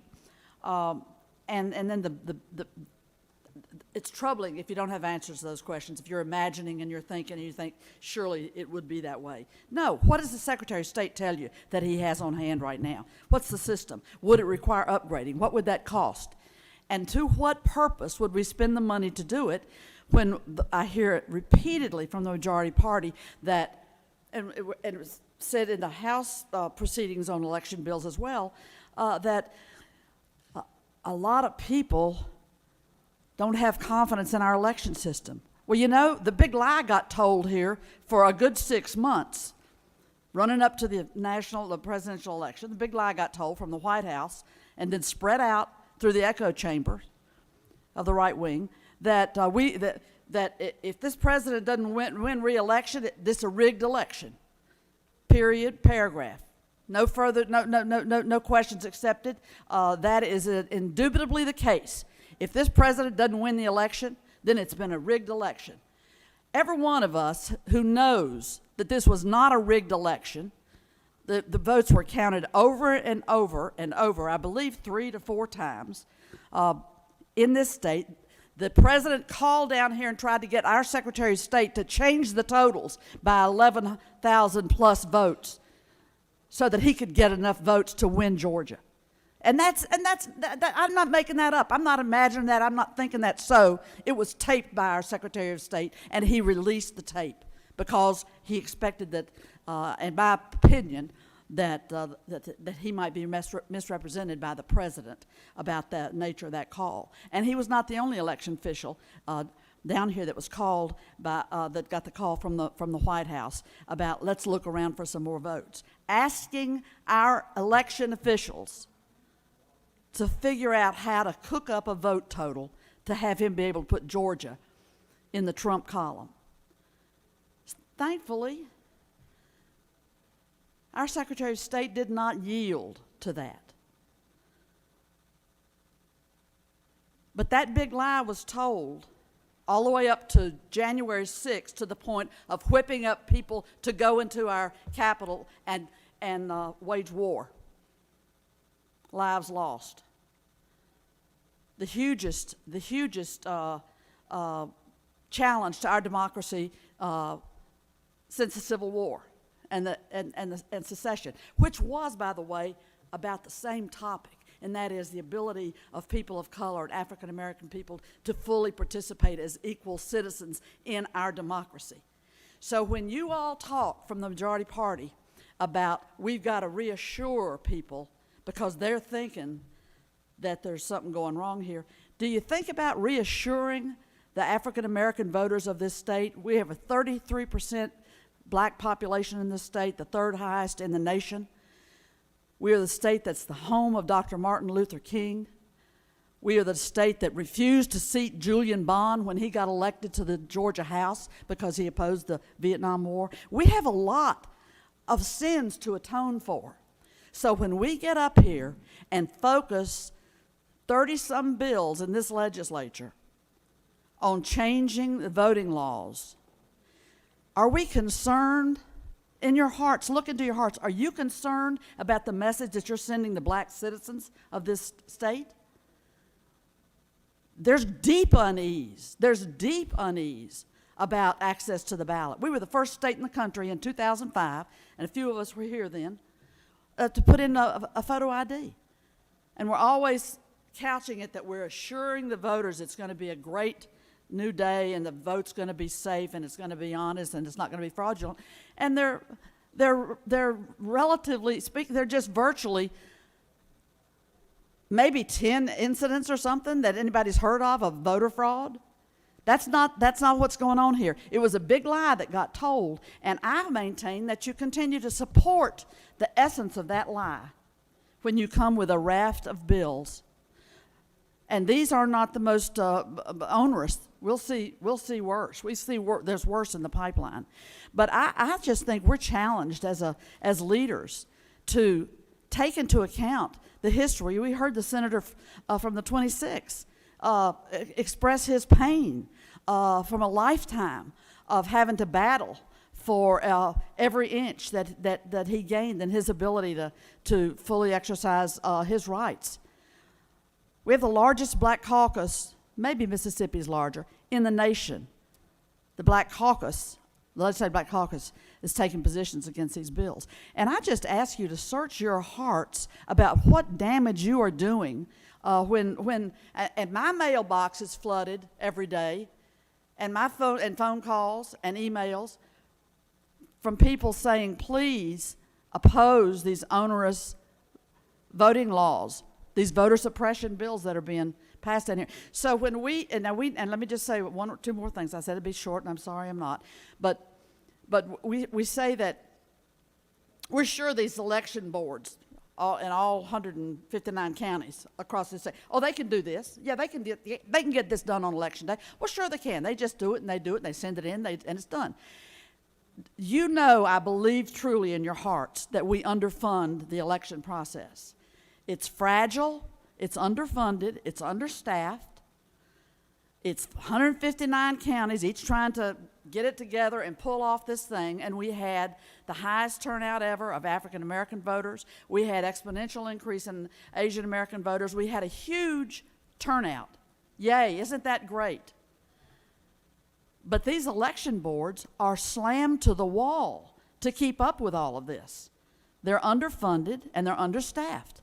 But we so I would say to you, think very seriously about supporting a bill that puts another mandate on our county election boards without a dime to increase their budgets so that they could get the job done, without another dime to the Secretary of State to set up a system to take all this information in.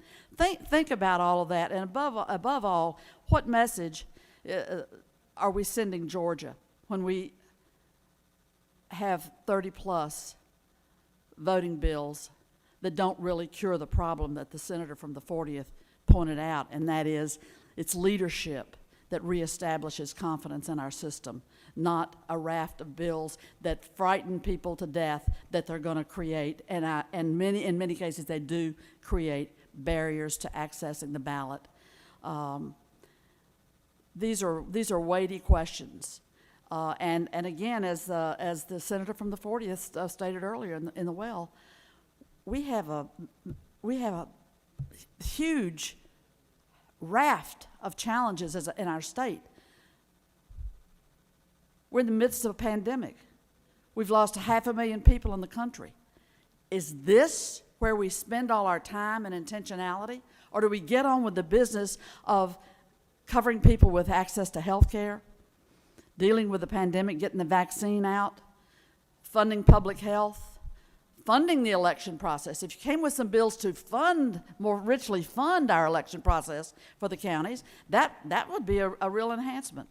So I say to you, I think we're on the wrong path, and if all of us had spoken out a lot earlier, before January 6th, and told the truth about our elections in Georgia, we could have possibly, if that had happened across the country, particularly from the GOP, you could have possibly waylaid this big lie that too many people thought was the truth. Thank you. I'll yield the well if there are no questions. You have no questions. Chair recognizes the senator from the 33rd to speak to the measure.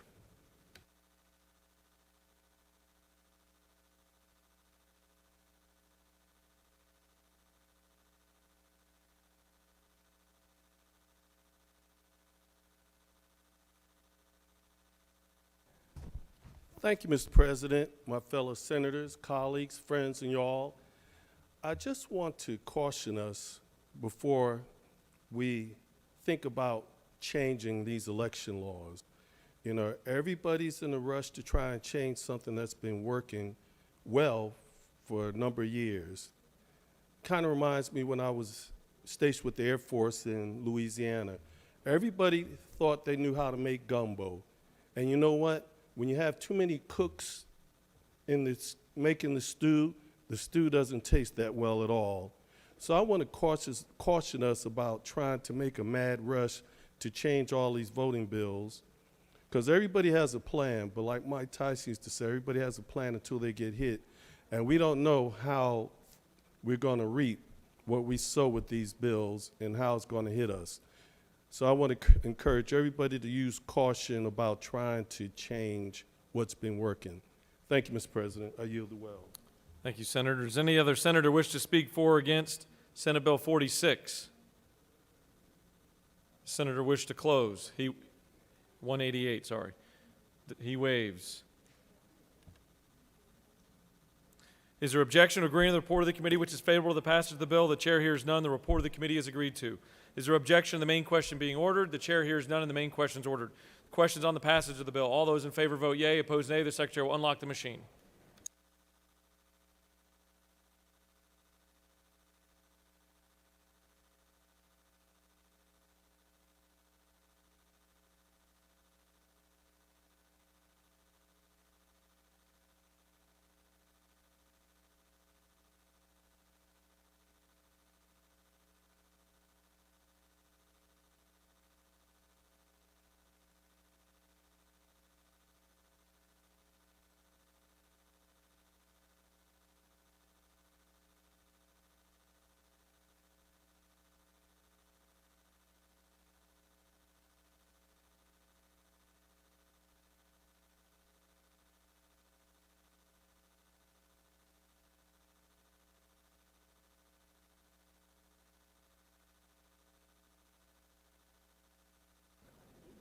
Have all senators voted?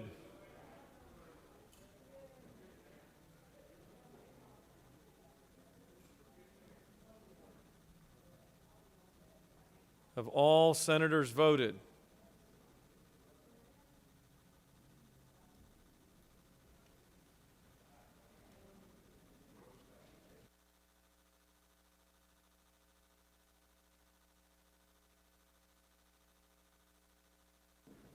Looks like we might have one in the hallway.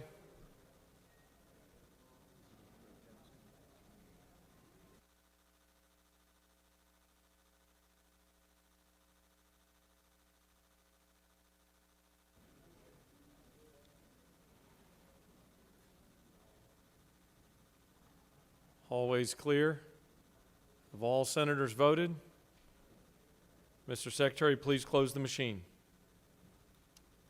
On the passage of the bill, the yeas are 34, the nays are 18. This bill, having received the requisite constitutional majority, is therefore passed.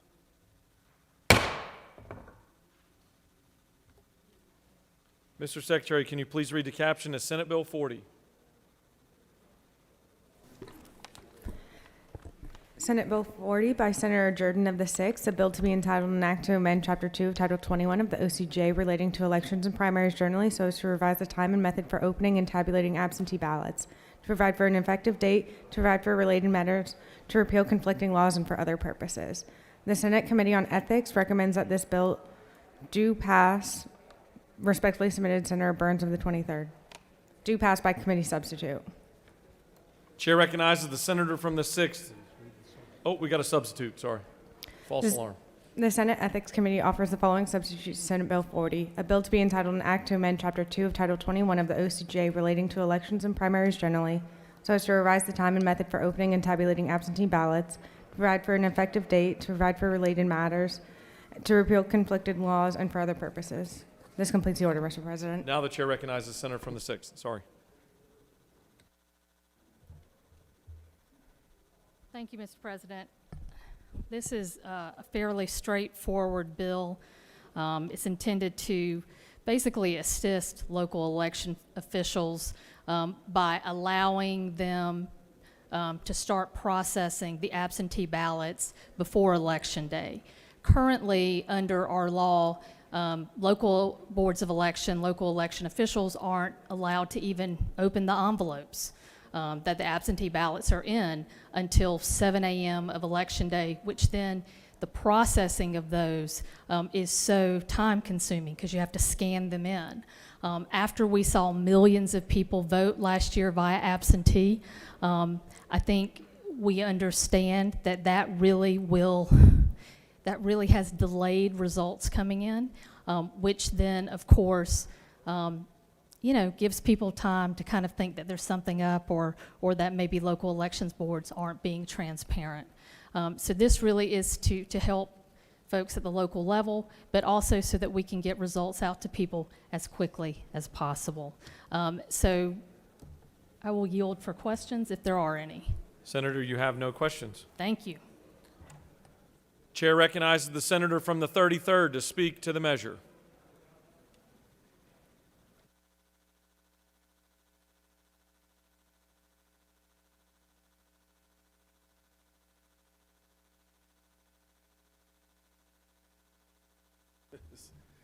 Good thing I put on my deodorant.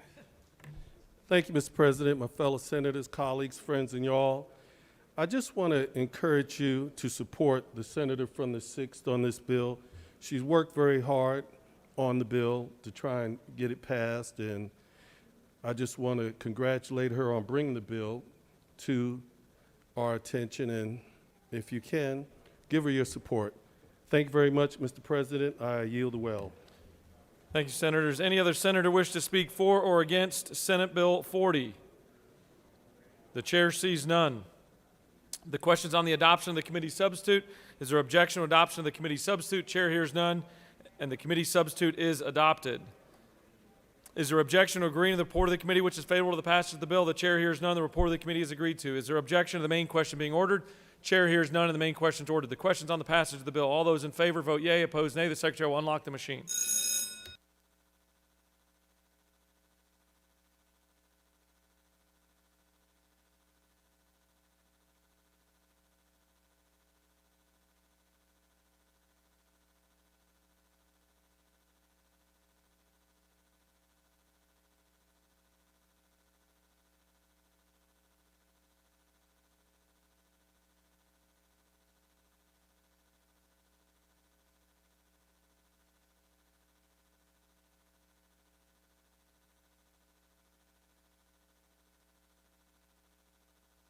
Have all senators voted?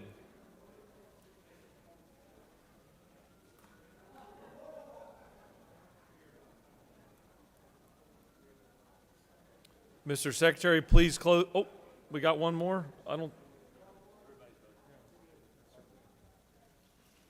Mr. Secretary, please close the machine. On the passage of the bill, the yeas are 53, the nays are 0. This bill, having received the requisite constitutional majority, is therefore passed by substitute. Mr. Secretary, can you please read the caption to Senate Bill 184?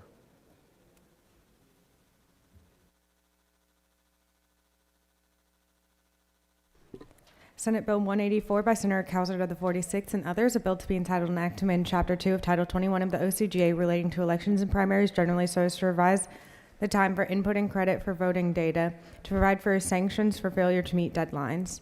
The Senate Committee on Ethics recommends that this bill do pass. Respectfully submitted, Senator Burns of the 23rd. This completes the order, Mr. President. Chair recognizes the senator from the 46th to speak to Senate Bill 184. I'm gonna need eyeglasses soon. This stuff's getting harder to read by the year.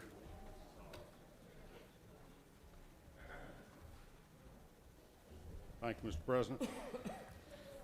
I feel your pain. I'll pull my glasses out too in case this print shrinks up on me. Ladies and gentlemen, this is a one-page bill. Last one was two-page. This really does two things. After your votes are cast, current law requires the Board of Registrars or the Board of Elections, depending on which type of election supervision your county has, to create your voter history.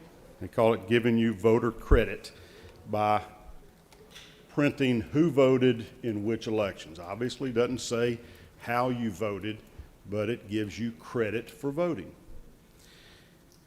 Currently, they have 60 days to provide that data. This bill just changes the date to 30 days so we get more timely reporting of voting histories. It creates a penalty of $100 per day beyond that 30-day period for the local Board of Registrars to give this report.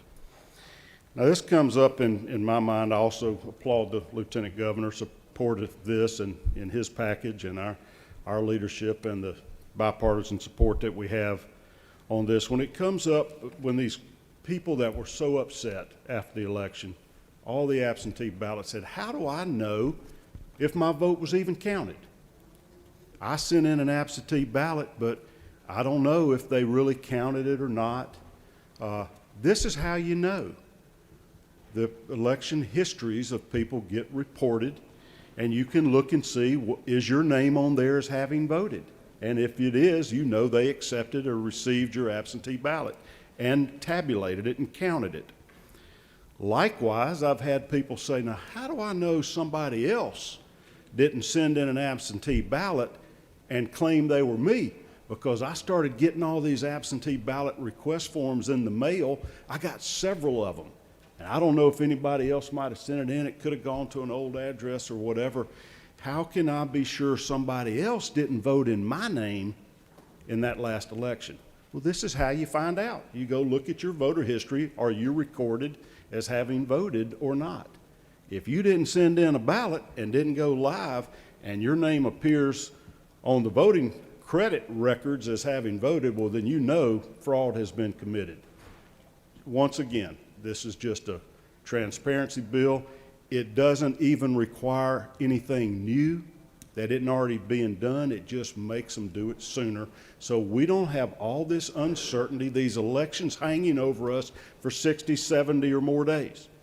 You know, numerous boards of election didn't give the voter credit information this year within the 60-day period required. It also lets you true up the vote, so to speak, when you're comparing the numbers of ballots that you reported having been cast with the number of voters that you gave credit for voting. So it's another thing just to give some assurance to our public, to our citizens, that there's integrity and fairness and accuracy in our vote tabulations. Now, you know, some of the arguments I keep hearing, it's almost like some of you are trying to find a reason to vote no, to justify your no votes on these bills. You know, all of these are fairly simple procedural changes that are just giving transparency and giving some type of confidence in the election results. And I'm just sitting here disappointed that the minority party is voting no on these things, except for the one bill that's brought by a minority party member, who I applaud for that, and I applaud the Lieutenant Governor for encouraging a bipartisan approach here. These are not controversial bills we're dealing with today. Let's give our citizens confidence once again in the accuracy of our vote tabulations. Mr. President, this is a simple one. I've explained it, I think, but I'm happy to take any questions before yielding the well. Chair recognizes the senator from the 10th for a question. Thank you, Mr. President. Would the senator yield? I yield. Senator, I agree with you. There should be more bipartisan effort on some of these bills, and I'm really trying to get Help there. me out. Help me. Here we go. Here's your chance. Question for you. I'm getting there. I'm getting there. All right. I'm Question for working you. you. Have the VREs been consulted about this change from 60 to 90 days, the voter registration and election boards? No, but the Paulding County Board of Election has and said they had no problem with it. You know, of course, this has been in the public domain now for a couple of weeks, and I've had no pushback again on this from any Board of Elections. Senator, further yield? I do. Senator, has there any effort been made to reach out to any of these VREs just to get input? Sometimes those that serve in these capacities do not reach out to the state and voice their opposition because of the sensitive position they're in. And if you further yield, is there any data to suggest that they would be out of compliance and some would be charged $100 if they're not able to meet this 30-day window? You got to remember that we're not putting any new burden on anybody here. It's something they're already doing. My understanding is the certifications of the votes happens before 30 days anyway. So they have to have the information available. They're just dragging their feet and reporting it. So I don't think it's any additional cost to do this, and there's certainly no opposition to it that's been expressed to me. And perhaps you may take the well later if you've heard differently from any of your county boards of election. I would encourage anybody to speak up on behalf of your populations that you represent if any of them have expressed concerns to you. Thank you. And Senator, will you yield for one final question? Be my pleasure. I know you put a hard date in here of 30 days. I'm concerned in the middle of this pandemic that we're dealing with that there may be issues that some of these VREs, because of illnesses, complications, computer outages, and the like that they may have been impacted by. Question, why the 30-day hard date instead of allowing some kind of escape clause where they would not have to pay a fine if it was due to some legitimate reason? Thank you, Senator. Okay, I'll go ahead and answer that. Listen, this is information they have on election day, who voted. You know, this is giving credit to people that votes have been counted. And I mean, it's just not complicated to report that figure. That's not costly. It's not time consuming. It's not a burden or any problem. It's just asking these people to do their job. And I don't feel like giving somebody a month to report whether or not I voted in an election or my name was, a ballot was cast in my name is an undue burden on anybody. It shouldn't cost any more money at all. And the only reason there's a fine is to send the message that we expect you to comply with the law.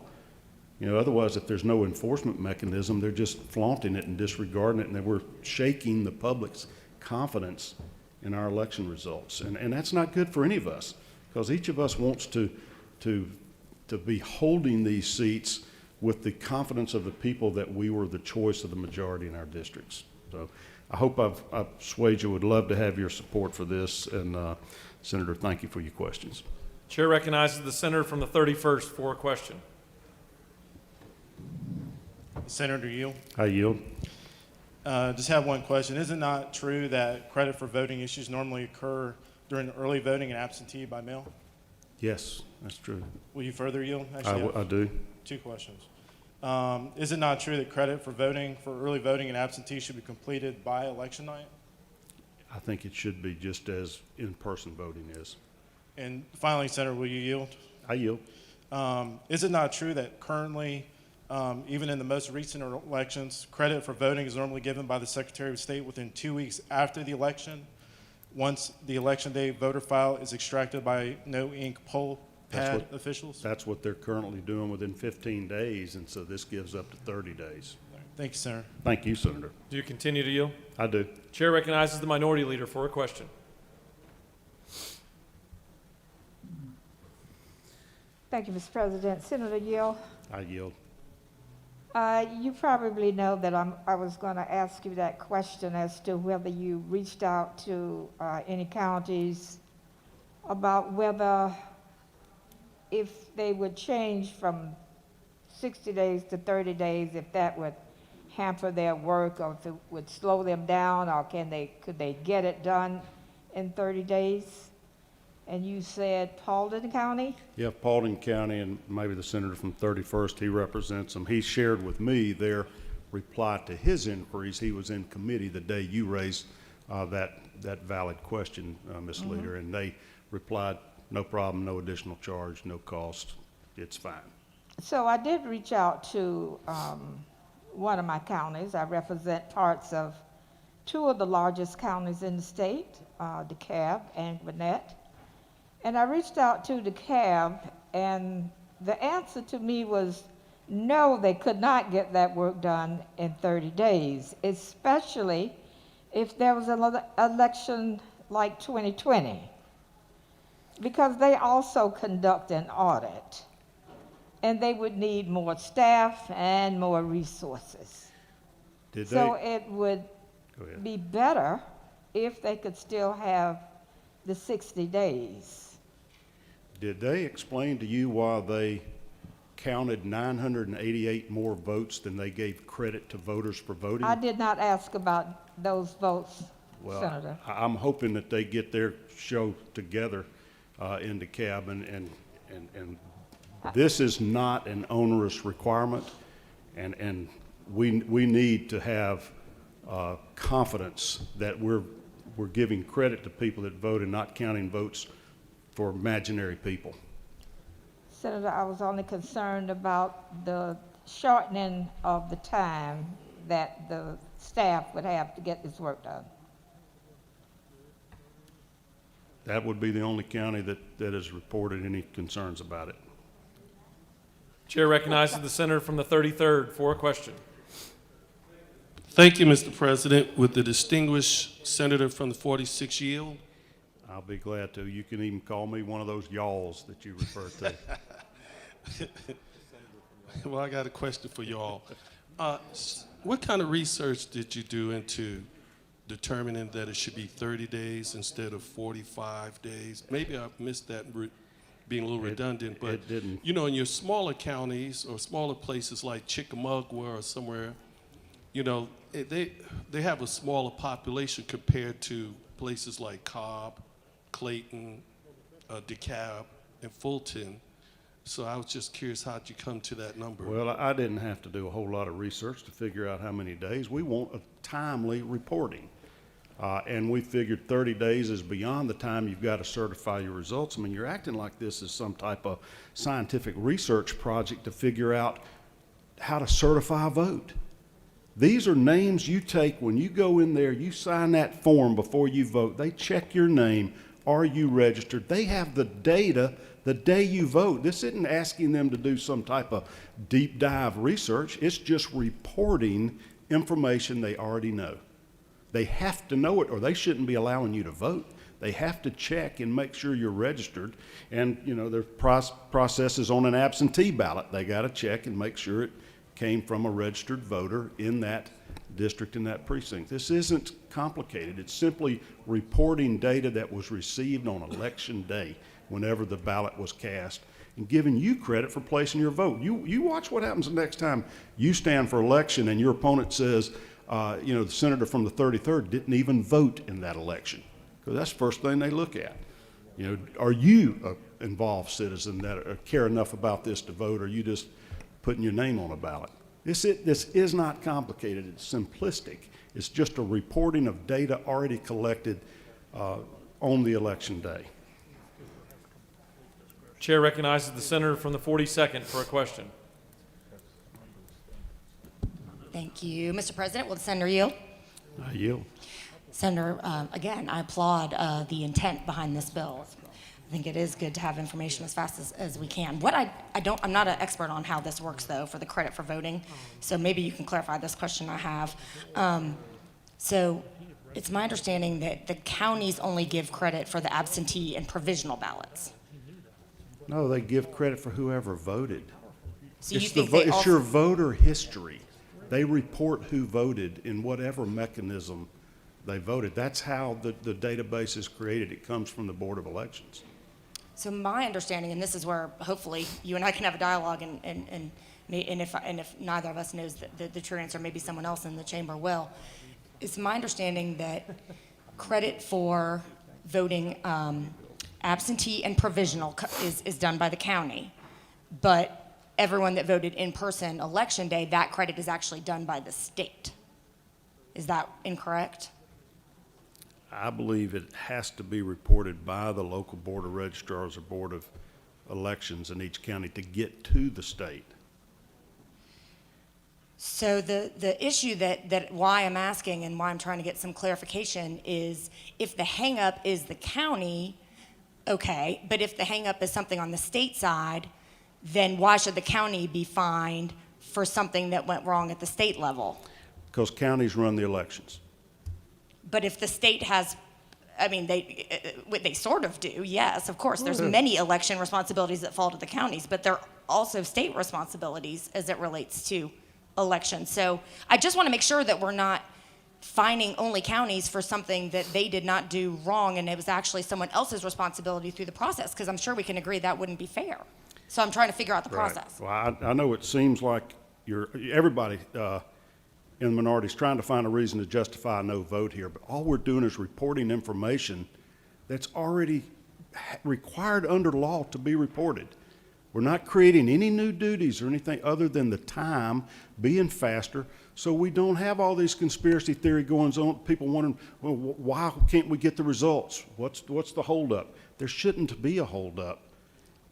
Senator, I don't think it's fair. I'm trying to ask a real question with all due respect, and I'm really not just looking for, this is the only question I have about your bill. Well, I hope I've answered it. Okay, I mean, and I did hear from the elections director that they, in my big county, because it's a big county, they were like, well, we're not sure if we can enter all that. Is that the cab too? I take It's it? the cab as well. Okay, You know, so yes, understood. our elections director did say, look, for a lot of elections, it would be okay, but for a large one like November 2020, it may be difficult for us. And so that does get to the heart of the question of what are they responsible for getting credit for? Is it the absentees and provisionals, or is it every single voter that voted in DeKalb County, which is, as you know, going to be hundreds of thousands of people, and you can see how that would require additional staffing to have all that entered within 30 days. It's entered, they get the date of the day of the election. They can't accept a ballot without it. Okay, You have to be a registered voter for your vote to be cast, and each county has the obligation of running the elections. We've delegated that to the counties instead of the state election board having people run to every county and take votes and accumulate data. So follow up, assuming I agree with you on your last statement, then it just gets back to my original question, which is if the state does have a role to play, I would like an answer on that as it relates to giving credit before I would feel comfortable. And then if it does, then I'm not comfortable with the provision where only the counties are responsible and getting fined. No obligation other than to put it loaded into the list, the data that's reported by the counties. All right, thank you. Chair recognizes the senator from the 31st for a question. This is Senator Yield. I yield. Would you consider a county with a population of 200,000, almost 200,000 people, a large or small county? Heck if I know. Depends on your perspective. If you live in Atlanta, that's probably old small country county. If you live in a small county, then that's a metropolis. You know, it's just part of your perspective. This is Senator Yield. Yes. But would you not agree that the credence of a county like Paulding County or Clark County or Polk County or Haralson County should be given the same deference as counties like DeKalb, Gwinnett, and Fulton in this state? I think they all ought to be treated the same. Thank you, Senator. I have no further questions. Thank you. You have no more questions, Senator. Thank you. I apologize for bringing such a complex bill here. This is 10 lines, but it's just shortening the reporting requirement 30 days from 60 days. I sure would appreciate any support, and I yield the will. Does any other senator wish to speak for or against Senate Bill 184? The chair sees none. Is there objection to agreeing to the report of the committee which is favorable to the passage of the bill? The chair hears none. The report of the committee is agreed to. Is there objection to the main question being ordered? Chair hears none, and the main question is ordered. The questions on the passage of the bill. All those in favor, vote yea. Opposed, nay. The secretary will unlock the machine.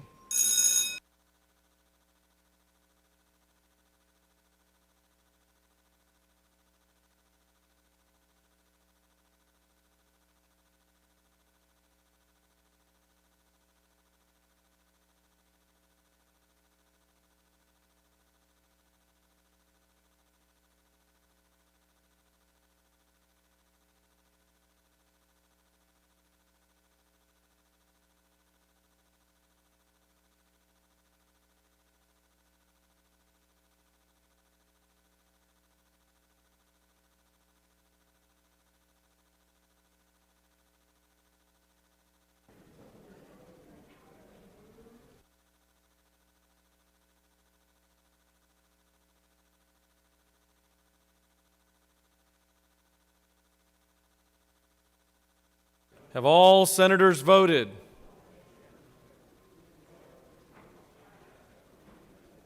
Thumbs up in the hallway. Mr. Secretary, please close the machine. On the passage of the bill, the yeas are 37, the nays are 15. This bill, having received the requisite constitutional majority, is therefore passed.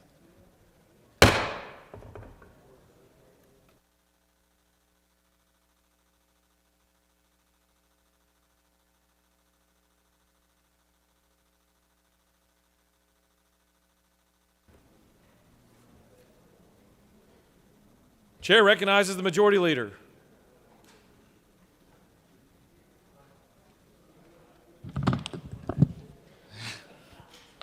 Sorry, Mr. President, I'm back with you now. You snapped to attention right there. That Yes, was sir. pretty interesting to watch.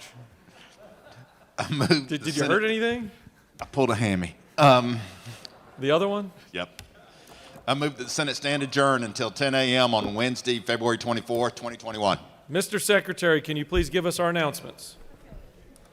The Rules Committee will meet upon adjournment in room 450. Higher Education Committee will meet at 1 p.m. in room 450. Insurance and Labor Committee will meet at 1 p.m. in mezzanine 1.